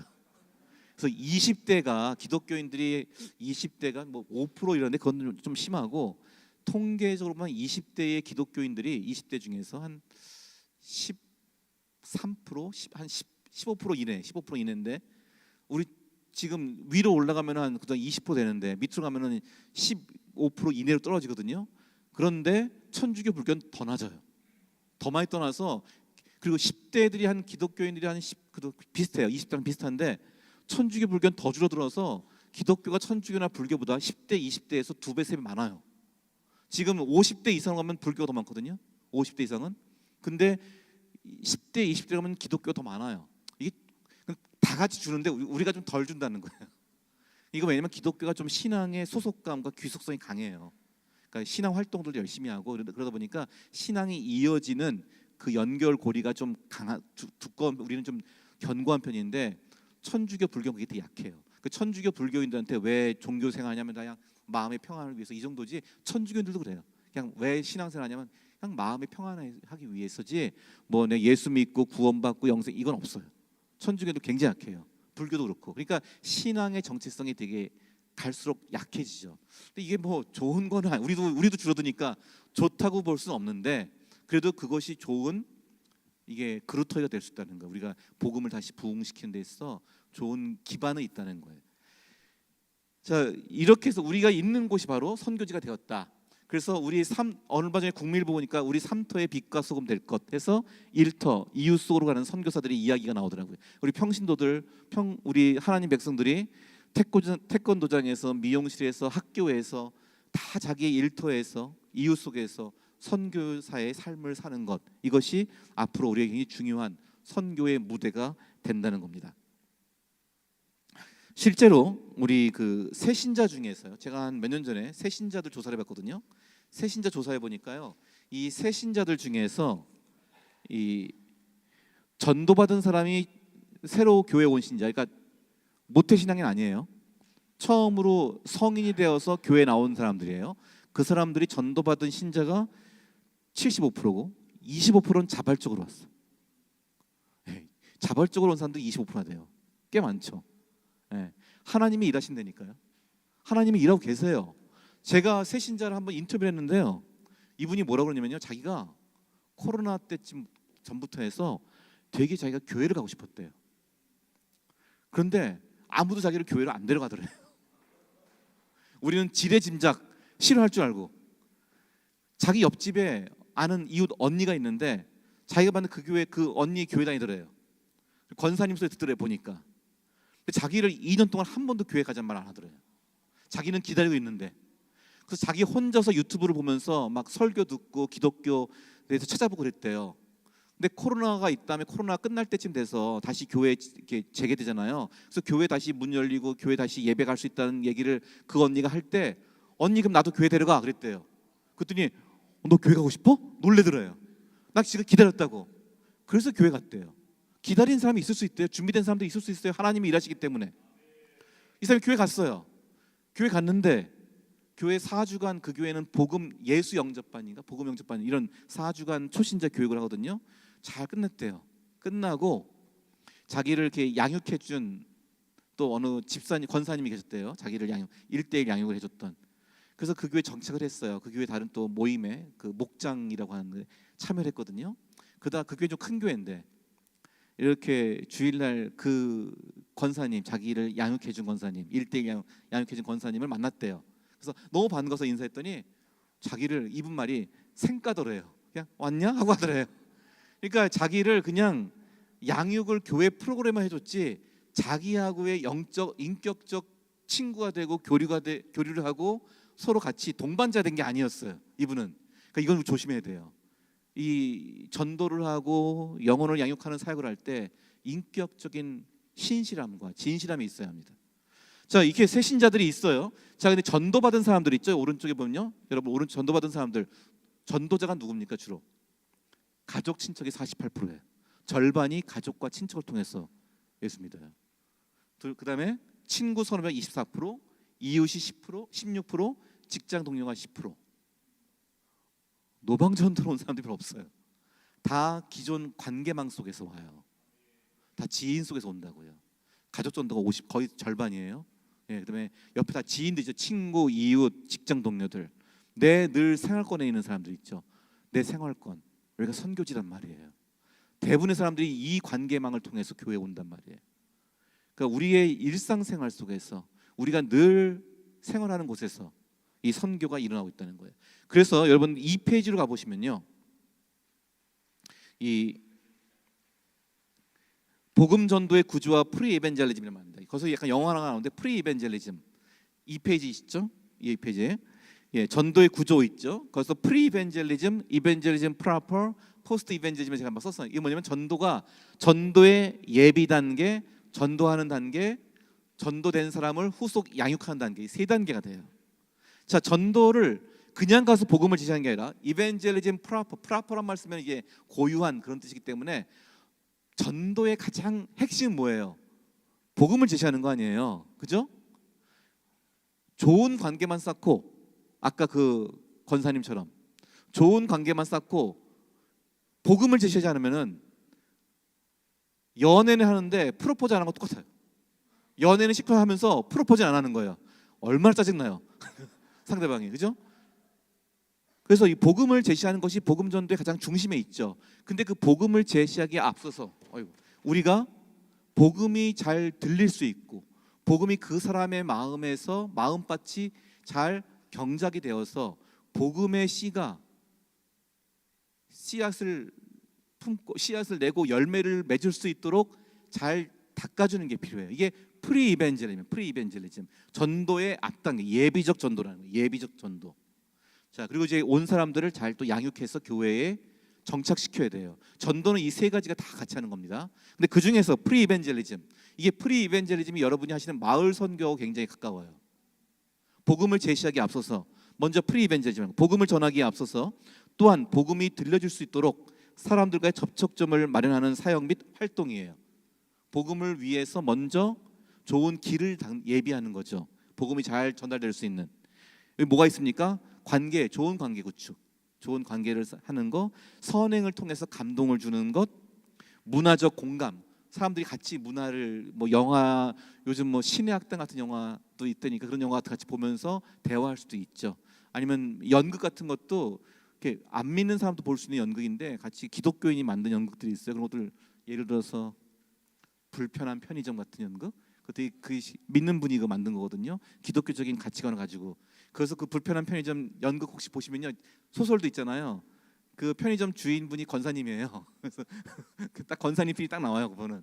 근데 그런 것들을 보면 그런 문화적인 공감을 통해서, 아니면 이 피조 세계, 그러니까 자연 세계, 뭐 등산을 가서 그 자연 세계 바라보면서 우리가 하나님의 이 오묘하심과 하나님의 신실하심을 우리가 또 같이 말할 수 있죠. 혹은 사람들이 종교성이 있어요. 원래 지금 사람들이 교회 종교 인구는 줄어들지만 이 무속이나 미신을 찾는 사람들은 하고 있어요. 이게 한편으로 우리가 좀 경계해야 할 점이고 분노해야 할 점이기도 하죠. 하지만 동시에 사람들이 지금 제도 종교에서 멀어지면서 그러나 그 공허함과 외로움과 불안함을 그런 무속이나 미신이나 사주나 점을 통해서 해결하려고 하는 거예요. 모든 연령대에서 이런 미신, 그러니까 사주, 점 이런 거 제일 관심 보이는 연령대가 20대예요. 젊은 세대가 제일 높아요. 이게. 근데 젊은 세대가 종교는 제일 떠나는데 제도 종교는 제일 떠나 있는데 오히려 이런 데는 관심이 보여요. 그러니까 그게 지금 다르게 표현되고 있는 거예요. 교회가 훨씬 더 다가서야죠. 그들의 종교성 있어요. 그걸 인정해주고 그들에게 같이 편안하고 또한 자연스럽고 그들의 코드에 맞는 이 모임이나 관계를 만들어서 그들과 조금 더 성경과 기도에 대해서 대화를 할 필요가 있습니다. 성경에도 보면 이 프리이벤젤리즘도 있어요. 프리이벤젤리즘, 복음전 예비적인 전도예요. 자, 필요 중심의 대화. 예수님께서 사마리아 성에 가셔서 수가성 여인과 대화하실 때 첫 번째 대화의 물꼬를 어떻게 드세요? 물을 좀 달라. 자, 우리가 꼭 주는 것만이 전도가 아니에요. 다른 사람에게 나의 연약함을 노출시키고 그 사람이 나를 돕도록 하는 것도 좋은 전도예요. 그래서 저는 전도가 뭐가 있냐면요, 이런 전도를 교회에 있을 때 봤어요. 저희 교회에서 제가 목회할 때 그 가족 전도 공동체라는 걸 제가 인도를 했고요. 또 하나는 이 장애인들을 돕는 공동체, 아가페 공동체라는 거였는데 이름이, 그 공동체도 제가 지도했거든요.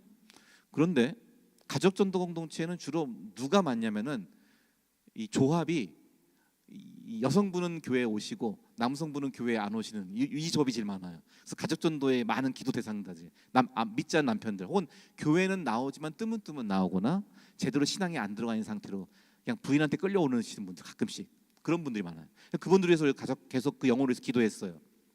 그런데 이 장애인을 섬기는 공동체에서 우리가 그 발달 장애인들 한 홈을 우리가 이렇게 관계를 맺고 늘 도와줬거든요. 근데 이 발달 장애인들 청소년들인데 얘들이 이제 뭐가 필요냐면요, 먹는 거, 입는 거는 문제가 없어요. 근데 얘들이 문화 생활을 못 해요. 밖에 나가서 좀 이렇게 바깥 공기도 쐬면서 막 놀아야 될 거 아니에요. 근데 이게 인력이 딸려요. 왜냐면 밖에 나가면 다 사람이 한 명씩 그 데리고 다녀야 되거든요. 아니면 얘들 자기 몸을 잘 못 가나와서 확 사고 날 수 있거든요. 그래서 우리가 얘들을 데리고 야유회를 가야겠다 한 거예요. 야유회를. 그랬더니 얘는 13명인데 그 당시에 그 발달장애인들 13명인데 다 중고생들이 덩치가 커요. 다. 그래갖고서는 장정이 옆에서 같이 한 명이 한 아이당 장정 한 명이 필요해요. 근데 우리 그 아가페 공동체는 주로 이제 평일날 하다 보니까 그냥 주부 교인들이 많았거든요.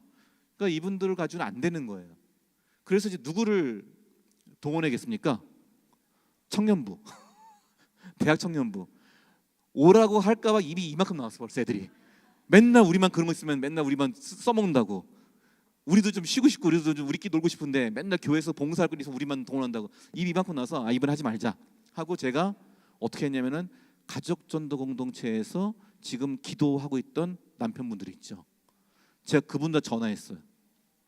전화해서 선생님 우리가 이렇게 장애인들을 섬기는 행사가 있는데 좀 일손이 모자랍니다. 선생님 와서 도와주세요 했더니요. 제가 5분한테 5분 다 오셨어요. 이분들이.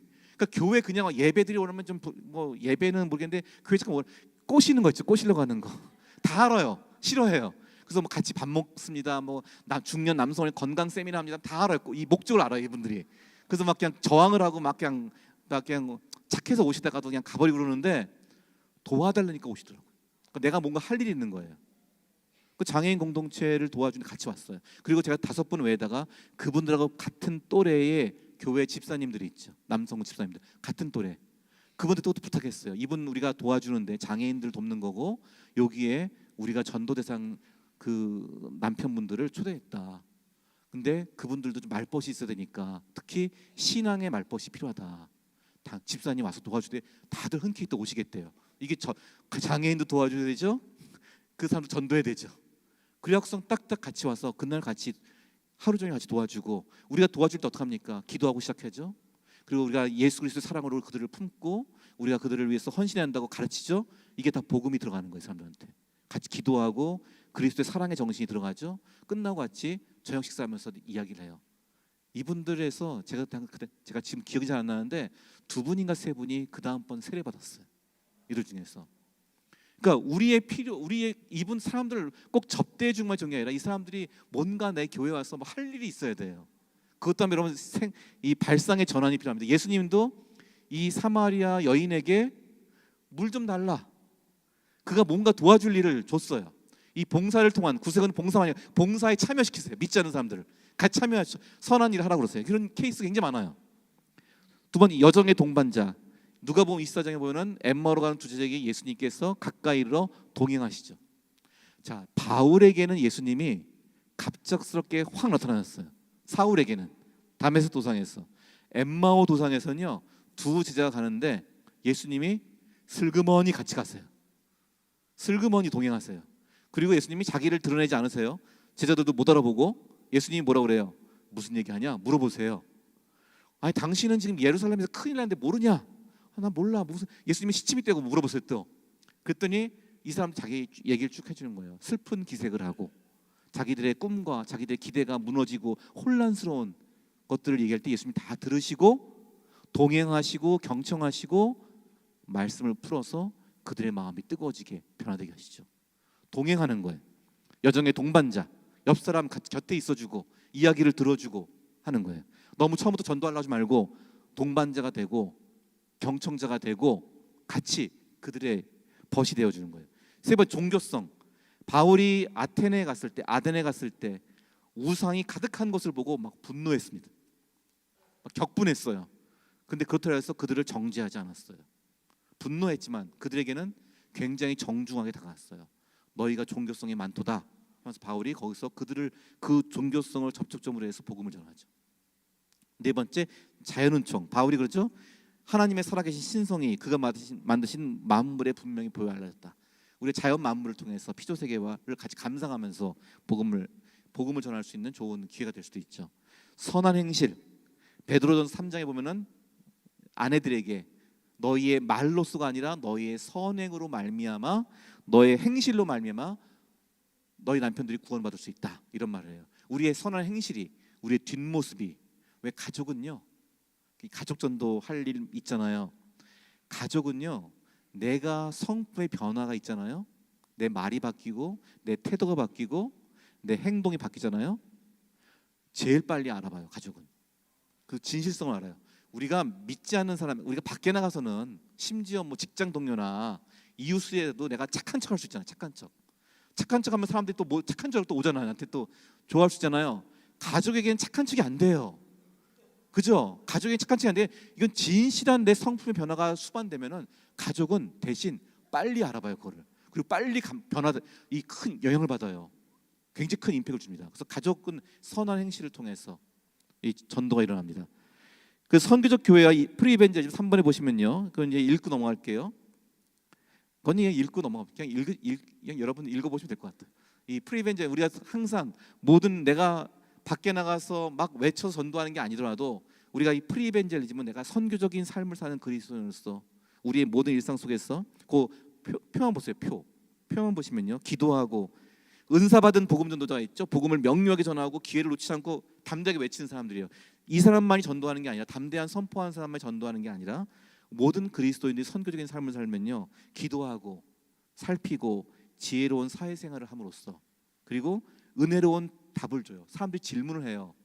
베드로전서 3장 15절 보면은 너희 마음에 그리스도를 주로 삼아 거룩하게 하고 너희 소망에 관한 이유를 묻는 자들에게는 대답할 것을 준비하되 항상 온유와 두려움을 하라. 그런 말씀이 있어요.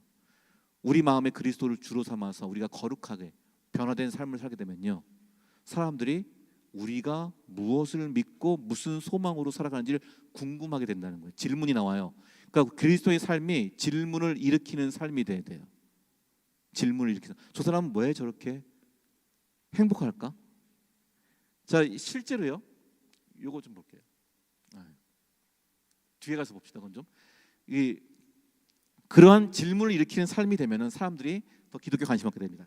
자, 그래서 우리가 이웃을 전도하는 이제 이웃에게 선교적 삶을 사는데요. 한국 사회가요. 지금 보면요. 이게 좀 약간 옛날 통계긴 한데 지금도 거의 비슷해요. 한국 사회 한국인들이 별로 행복하지 못해요. 요즘 뭐 행복도 좀 올라가는지 모르겠는데요. OECD 국가들 통계를 내면요. 한국 사회는 OECD 가입 국가 38개국 중에서 늘 30위권 밖이에요. 안정적 하위권을 유지하고 있어요. 우리나라는. 근데 왜 우리나라 사람들이 행복하지 못할까요? 여러 지표 중에서 한국인들이 제일 행복하지 못한 1위가 뭐냐? 일단 이 대기 오염도 있고요. 이 공해 이것도 있고요. 그리고 옛날엔 워라밸도 있었는데 지금은 좀 좋아졌을 거예요. 우리나라도 노동 기준 근로기준법이 굉장히 좀 엄격해져서요. 또 하나 뭐가 있냐? 여기 보시면요. 사회적 연계성이 있죠. 사회적 연계. 어려움에 직면했을 때 도움을 요청할 수 있는 사람이 있는지 여부. 우리나라가 2020년 전까지 꼴찌였어요. OECD 전체 중에서 힘들고 어려울 때 만날 사람이 있느냐, 의지할 사람이 있느냐 이 질문에 대한 한국인들의 답이 꼴찌였대요. 세계 OECD 38개국 중에서. 그러다가 2020년 이후에 꼴찌에서 두 번째, 세 번째 정도로 약간 좀 승진했어요. 지금 아직도 근데 38개국에서 35위 뭐 이 정도 돼요. 우리랑 비슷한 데가 멕시코, 그리스 뭐 이런 데가 있어요. 그냥 마카마카예요 서로 지금. 이 놀랍지 않습니까? 원래 우리가 둘의 향약, 품앗이 굉장히 이웃 간에 정이 많고 서로 같이 잘 돕던 민족인데 이게 급속한 도시화와 물질주의가 되면서 완전히 우리 서로 이웃 관계가 다 지금 분리되고 단절된 거예요. 이게 친구 없는 한국인, 외로운 한국인이에요. 전 세계적으로 사람들이 굉장히 외로워요. 이 외로움이라는 문제가 이게 기존에 원래 우리의 연줄이 다 끊어지잖아요. 지금 학연, 지연, 혈연 다 약해지고 있어요. 그러니까 사람들이 약해지면서 뭐 거의 각자 도생하자, 독고다이로 산다 그러지만은 인간은 다른 사람과의 관계 속에서 건강하게 살 수 있단 말이에요. 내가 이 건강한 관계 속에 있으면요, 실제로 연구에 의하면은 내 이 면역력도 높다고 그래요. 친구가 많고 내 인간관계가 풍성한 사람들은요, 이 면역력이 그렇지 않은 사람보다 최대 4배가 높대요. 면역력이. 그래서 여러분 감기가 걸려도 면역력이 좋은 사람 빨리 낫는데요. 그러니까 건강한 인간관계에 있는 사람 빨리 낫는데. 그러니까 여러분 감기 걸렸는데 잘 안 낫는다 하시면 약 탓하지 마시고요. 의사 탓하지 마세요. 내 인간관계를 다시 돌아봐야 반성해야 돼요. 아시겠죠? 굉장히 중요한데 이러한 좋은 인간관계, 서로에 대해서 진실하고 서로를 정말 격려해주고 서로를 돌봐주는 관계가 어디에 있습니까? 교회 안에 있어야 돼요. 이게 교회가 놀라운 곳이에요. 현대사회 속에서는 특히 우리 남자분들, 중년 남성들 맨정신으로 자기의 약함과 나눔을 할 수가 없어요. 그거 하는 무슨 이상한 좀 약간 독성 좀 약간 불량한 약간 불건전한 그런데 가야지 뭐 술 먹으면서 들어주죠. 안 돼요. 맨정신으로 우리가 건강하게 같이 서로에 대해서 이야기를 듣고 위로해주고 조언해주고 같이 이 공감해주는 데가 없다. 교회에는 없어요. 저는 오늘날 이 외로움이 극심해지는 시대에, 서로 단절된 시대에 이 교회가 공동체로 우리 서로에 대해서 상호 책임과 헌신과 격려하는 공동체 존재한다는 것은 굉장한 선교적인 잠재력이 있다고 봅니다. 응답하라 1988 영화가 되게 유명했죠. 드라마가. 이 드라마가 보셨나요? 벌써 꽤 됐는데 이 드라마가 당시 인기를 끌던 요인이 어느 문화평론가 말하기를요. 그 당시보다 지금은 훨씬 더 우리가 부자라는 거예요. 부유한데 그때가 더 행복하다고 사람들이 느낀대요. 왜? 그때는 이웃이 있었단 말이에요. 가족 같은 이웃이 있었어요. 상부상조하는 이웃이 있었어요.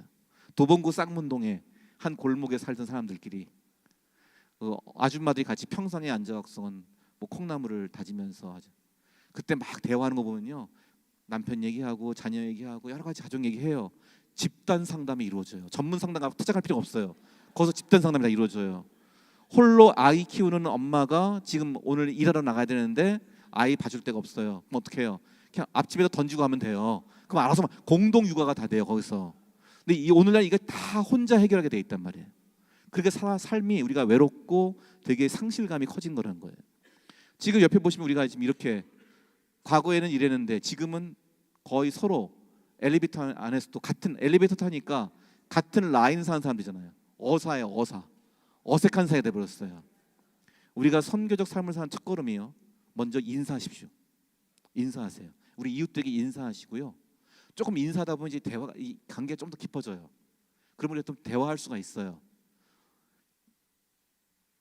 자, 이게 이제 우리 이웃들을 전도의 개념이 이제 바뀌어서 약간 프리이벤저리즘 얘기했잖아요. 이 프리이벤저리즘 하는 교회들이 미국에도 있어요. 그래서 전도가 친절한 전도, 섬기는 전도에서 사람들한테 길거리에서 나가서 뭐 이렇게 이거는 뭘 도와주고 청소를 도와주거나 물을 주거나 이런 것들 하는 이 여러 가지 아이디어들 내는 거. 우리 이웃을 섬기서 어떤 것들 할 것인가. 여기도 보면은 누군가에게 100불을 주는 뭐 이런 것도 있대요. 되게 큰데 이거는. 이런 것도 있고요. 제가 좀 짧게 넘어갈게요. 아니면 동네 청소하는 거. 우리나라에서도 해요. 우리나라에서도 교회들이 지역 이웃 사이 어떻게 섬길 것인가 해서요. 어느 교회가 보니까 청년부가 그 지역을 다니면서 플로깅이죠. 플로깅 하는 거예요. 그래서 총 플로깅을 하면서 463명의 이웃과 만났다는 거예요. 그리고 그 중에서 187명에게 대화하거나 전도하거나 그들을 칭찬하고 축복해줬다. 이런 거. 우리가 이웃 사이를 섬기면서 친절한 섬김과 봉사를 통해서 복음에 전도할 수 있는 단계를 만드는 거죠. 예, 물 주는 것도 있고요. 이제 우리나라에서도 이런 홍대 입구에서 어느 교회 대학부가 이 생수를 가져가서 거기서 쭉 주면서 또 특별히 그거 주면서 뭐 전도지 껴서 주진 않아요. 그러나 그냥 아무 조건 없이 없이 그냥 섬기는 거예요. 그냥 섬기는 것. 그걸 통해서 실제로 복음이 전파되는 경우도 있습니다. 자, 이제 제가 조금 더 이로 들어갈게요. 이제 우리가 실천할 겁니다. 실천인데요. 이웃이 되는 모험이 필요해요. 이웃에게 나아가는 선교적 삶입니다.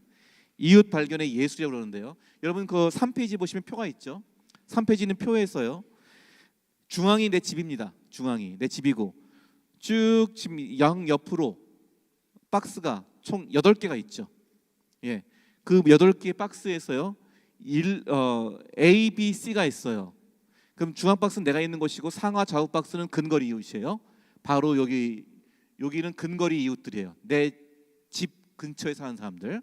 그 다음에 내 모서리 박스는 원거리 이웃이에요. 내 직장.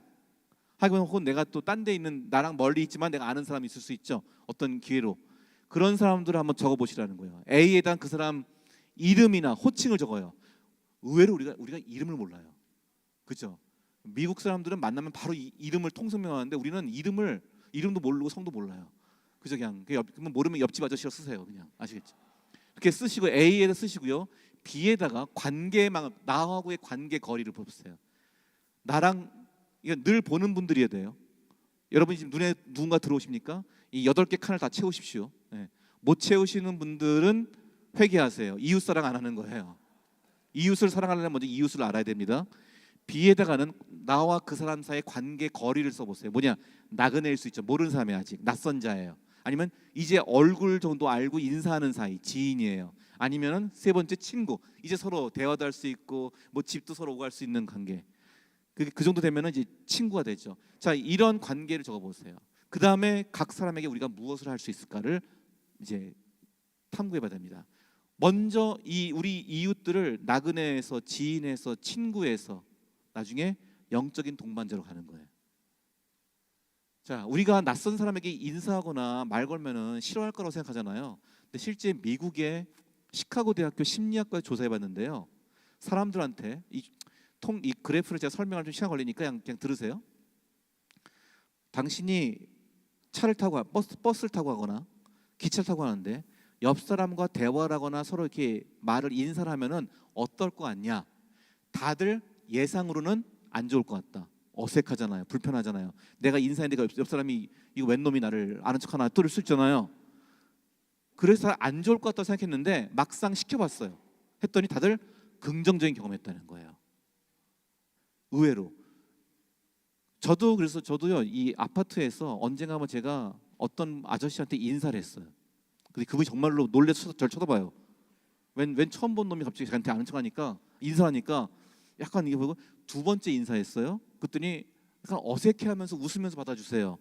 세 번째 인사했더니 되게 편안하게 받아주세요. 제가 그분한테 인사한 거는 우리 아파트 라인에서 제가 그분을 오래간만에 처음 보는 얼굴이었어요. 좀 달라요. 늘 보던 얼굴들 있잖아요. 근데 이분 달라요. 처음 보는 얼굴이라서 인사했어요. 그랬더니 이분이 이제 그 세 번째 제가 인사할 때는 그 아파트 앞에서 그때가 이제 8월 한 중순 이후였어요. 근데 추석이 9월 초였던 때였어요. 그래서 제가 그 앞에서 그분과 딱 인사하니까 그분도 웃으면서 인사를 받았어요. 근데 그분이 줄담배 피시더라고요. 이게 이제 경계를 넘어가는 거예요. 예. 아, 담배 피는 사람이니까 나 가까이 나려면 안 되고 옆에 가서 같이 담배 연기 참으면서 제가 같이 말을 걸었죠. 날씨가 선선하네요. 지금 날씨가 선선해졌으니까 8월인데 날씨는 음력 따라가나 봐요 했더니 이 아저씨가 날씨는 영락없이 음력이에요 그러는 거예요. 지금쯤 바람이 불어야 농촌에서 곡식이 잘 자란대요. 뭔가를 아는 분 같다 싶었어요. 그리고 자연스럽게 같이 대화를 했어요. 이분이 또 첫 질문이 뭐냐? 또 첫 질문이 직업이 뭐냐 또한테 뭐 하시냐? 그래서 저는 이것도 숨길 수 없잖아요. 그래서 그냥 저 목사입니다. 목사고 신학교에서 강의한 교수라고 했더니까 대부분 안 믿는 사람들의 반응이 뭐냐? 대수롭지 않다는. 그것도 직업인가 보다. 뭐 이렇게 생각하는 것 같아요. 별로 뭐 이상하게 안 보더라고요. 그냥 먹고 사는 거 보지 뭐 일인가 보지 이렇게 보더라고요. 그래요? 그러면서 두 번째 질문이 되게 특이했어요. 두 번째 질문이 집에서 직장까지 얼마나 걸리냐요. 왜 이런 걸 물어봐요? 두 번째 질문인데.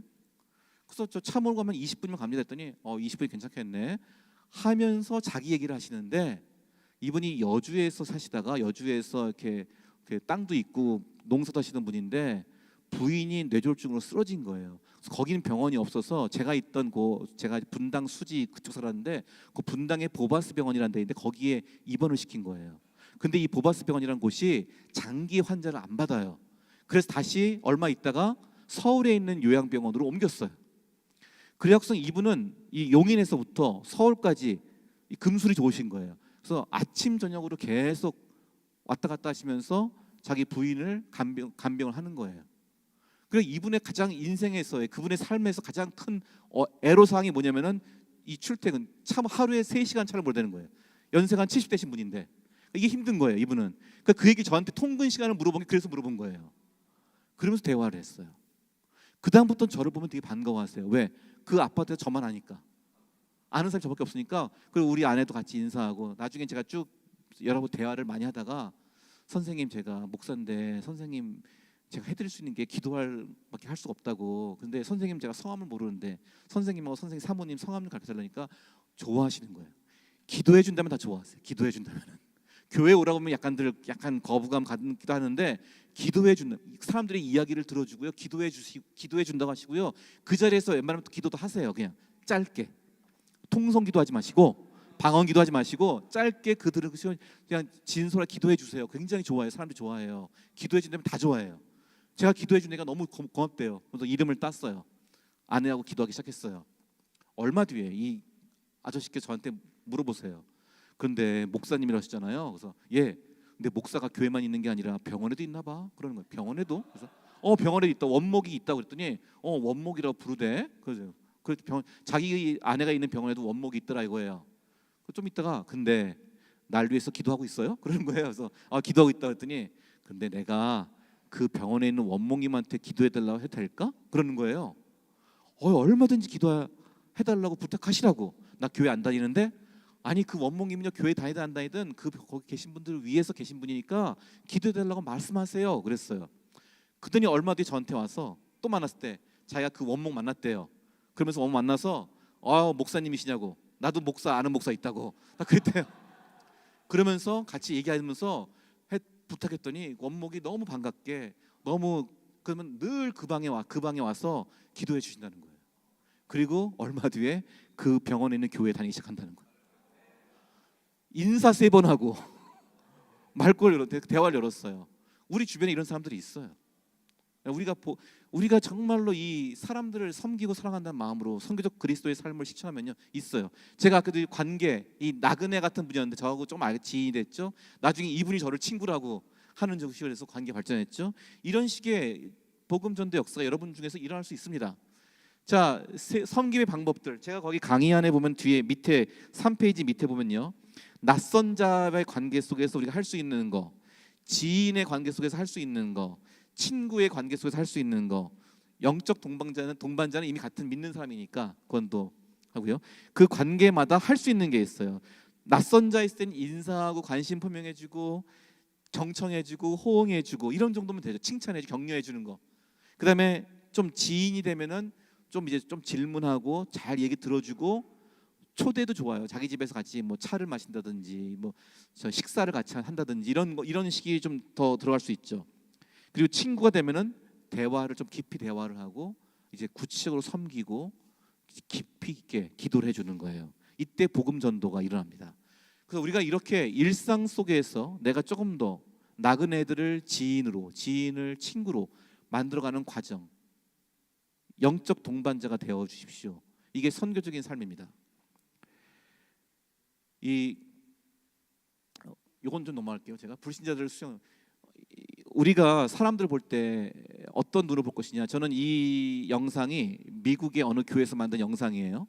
어느 교회에서 만든 영상인데 이 유튜브 보면 나와요. Get Service라는 제목으로 유튜브에 나오는데요. 제가 이거를 캡처해서 한번 보여드릴게요. Get Service라는 말은 그냥 봉사하라, 섬기라 이런 말이에요. Get Service, Serve가 봉사, 섬기는 거잖아요. 그러니까 봉사하라, 섬기라 이런 말이에요. 어느 한 남자가 차를 몰고 나가려고 합니다. 차를 몰고 나가려고 하는데 갑자기 옆에 스케이트보드 탄 애가 확 지나가요. 깜짝 놀랐어요. 화가 났어요. 저 집 부모는 뭐하고 애를 저렇게 그냥 내버려 두고 있나 생각하면서 길가를 차를 몰고 나갔더니 애가 있죠. 나갔는데 막 차가 막히는 거예요. 그러니까 또 그냥 오늘 뭐 일지 안 좋다.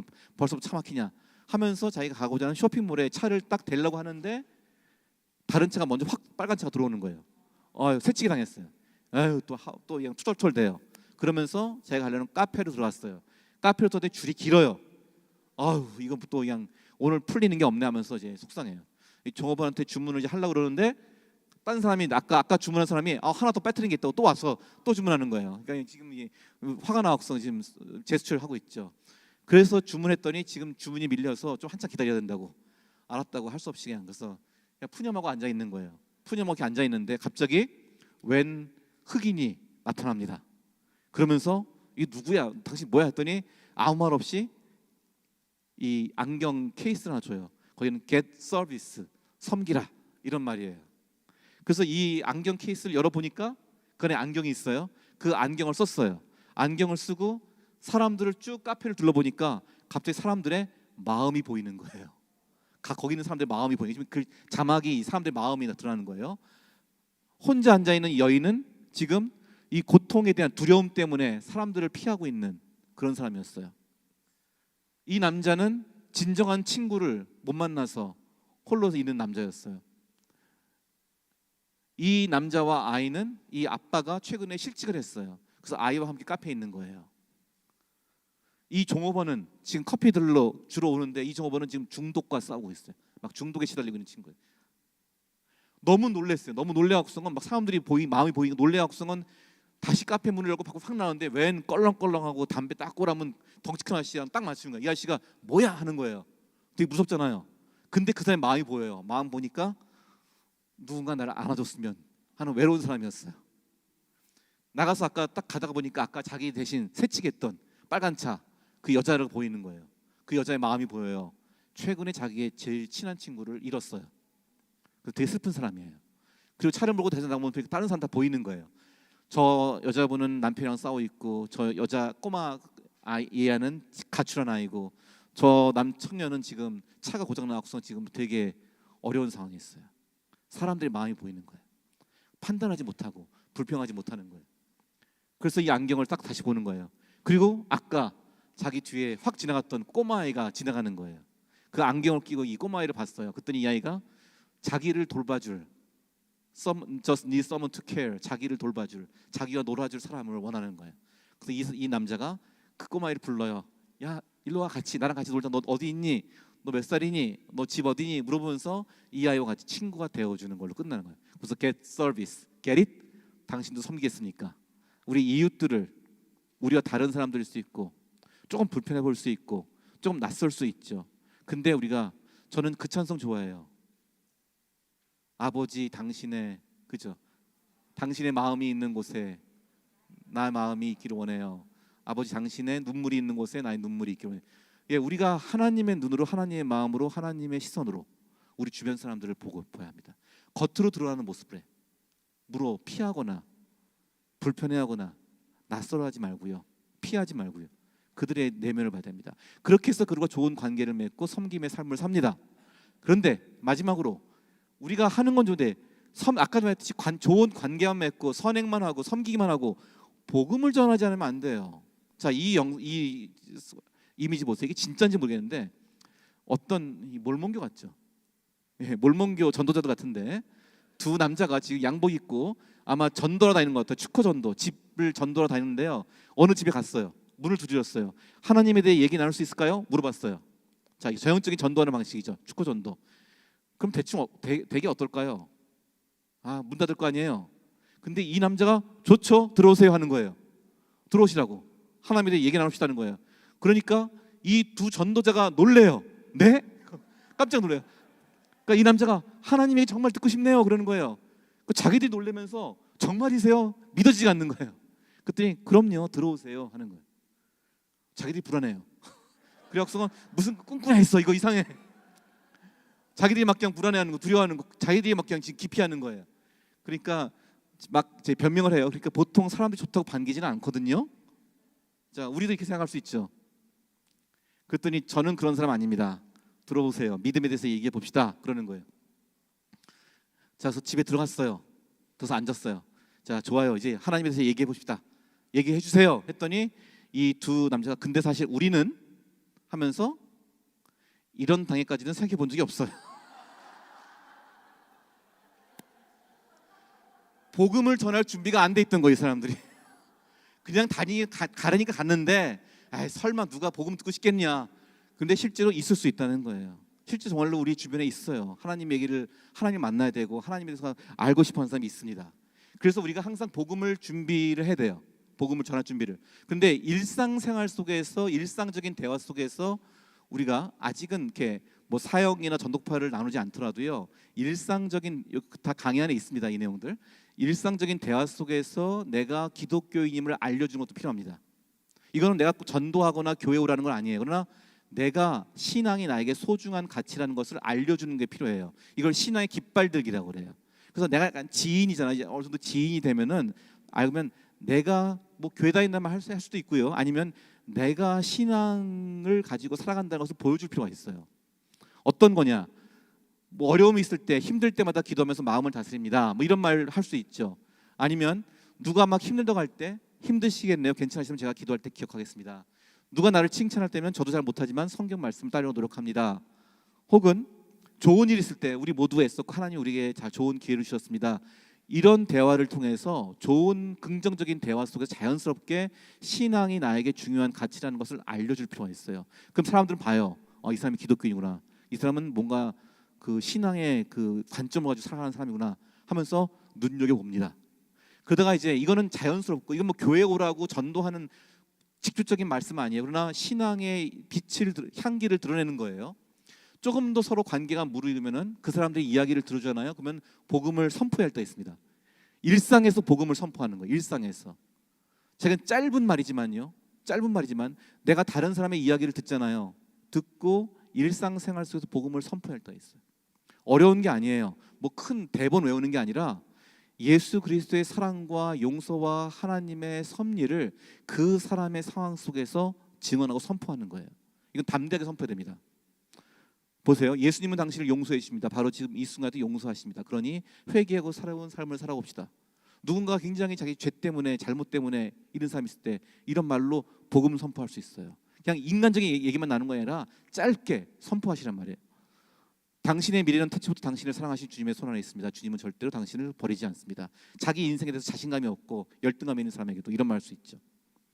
당신은 인생을 포기했을지 몰라도 예수님은 당신을 포기하지 않으십니다. 이거는 뭐 극단적인 선택까지 고민하는 사람이 있다면은 이런 얘기 할 수 있죠. 예수님은 당신이 겪는 현재의 고통과 두려움 속에 함께 하십니다. 당신이 살든지 죽든지 그 무엇도 그분의 사랑에서 당신을 뗄 수 없습니다. 예수님은 당신의 아픔과 고통을 아십니다. 제가 이 얘기만 하고 끝낼게요. 마지막 제가 그 아파트에서 우리 강아지를 데리고 산책하다가 우리 강아지가 전도한 적이 있어요. 이제 강아지 전도라고 그러는데 어떻게 얘가 전도에 물꼬를 어떻게 텄냐면요. 아파트 동과 동 사이 벤치가 있고 거기 할머니 한 분이 앉아 계셨어요. 근데 내 강아지가 말티스 조그만해요. 얘를 데리고 왔는데 이놈들이 조그만데 성질이 안 좋더라고요. 말티스들이. 가다가 그 할머니가 막 오라고 하니까 그 앞에서 막 짖는 거예요. 얘가. 놀랄 수 있잖아요. 그래서 제가 얘를 딱 끌어안고는 막 혼내는 신용을 했어요. 그랬더니 할머니가 아이 강아지 예쁜데 뭐 그러냐고 막 그래요. 하면서 강아지 키우는 거 안 힘들어요? 물어봐요 저한테. 우리 손주도 강아지 사달라는데 막 그러면서 강아지 키우는 거 힘들어요. 그 정성 많이 들어갑니다. 손 많이 들어갑니다. 우리 손주도 강아지 사달라는데 막 걔 못 키울 것 같아서 우리 집도 애들이 사달라고 사놓고 제가 다 키워요 지금. 그래서 막 얘기했어요. 그랬더니 그렇죠. 하면서 그럼 자연스럽게 옆에 할머니 옆에 앉게 되었어요. 벤치에.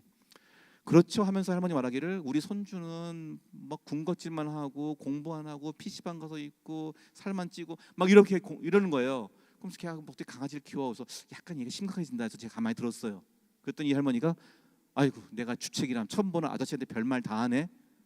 야 이건 또 빨리 또 제 정체를 드러내겠다. 이럴 때는 처음 만남이지만 빨리 쟤를 알려줘야겠어요.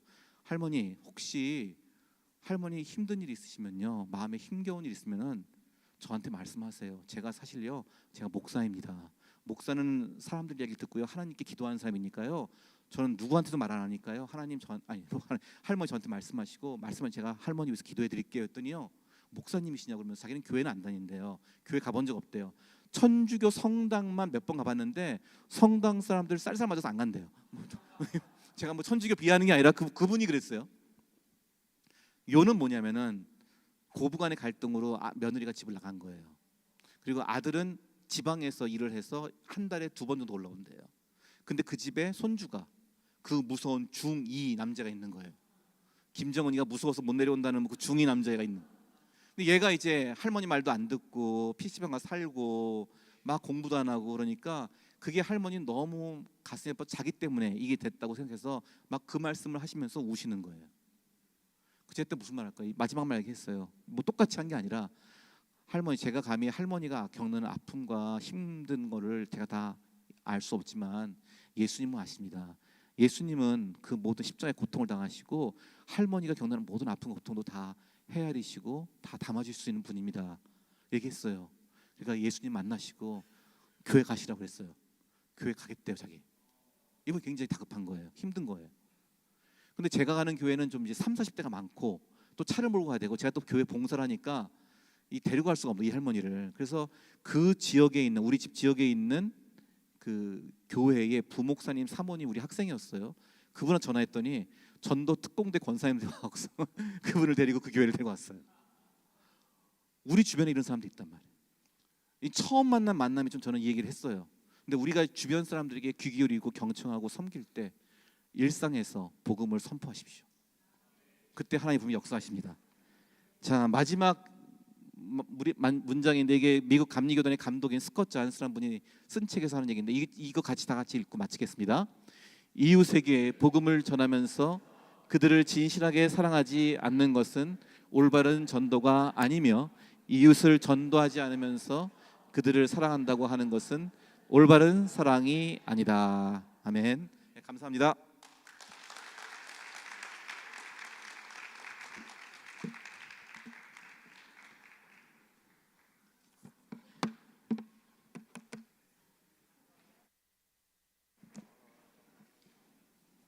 소중한 강의해 주신 교수님께 다시 한번 박수로 감사 전하겠습니다.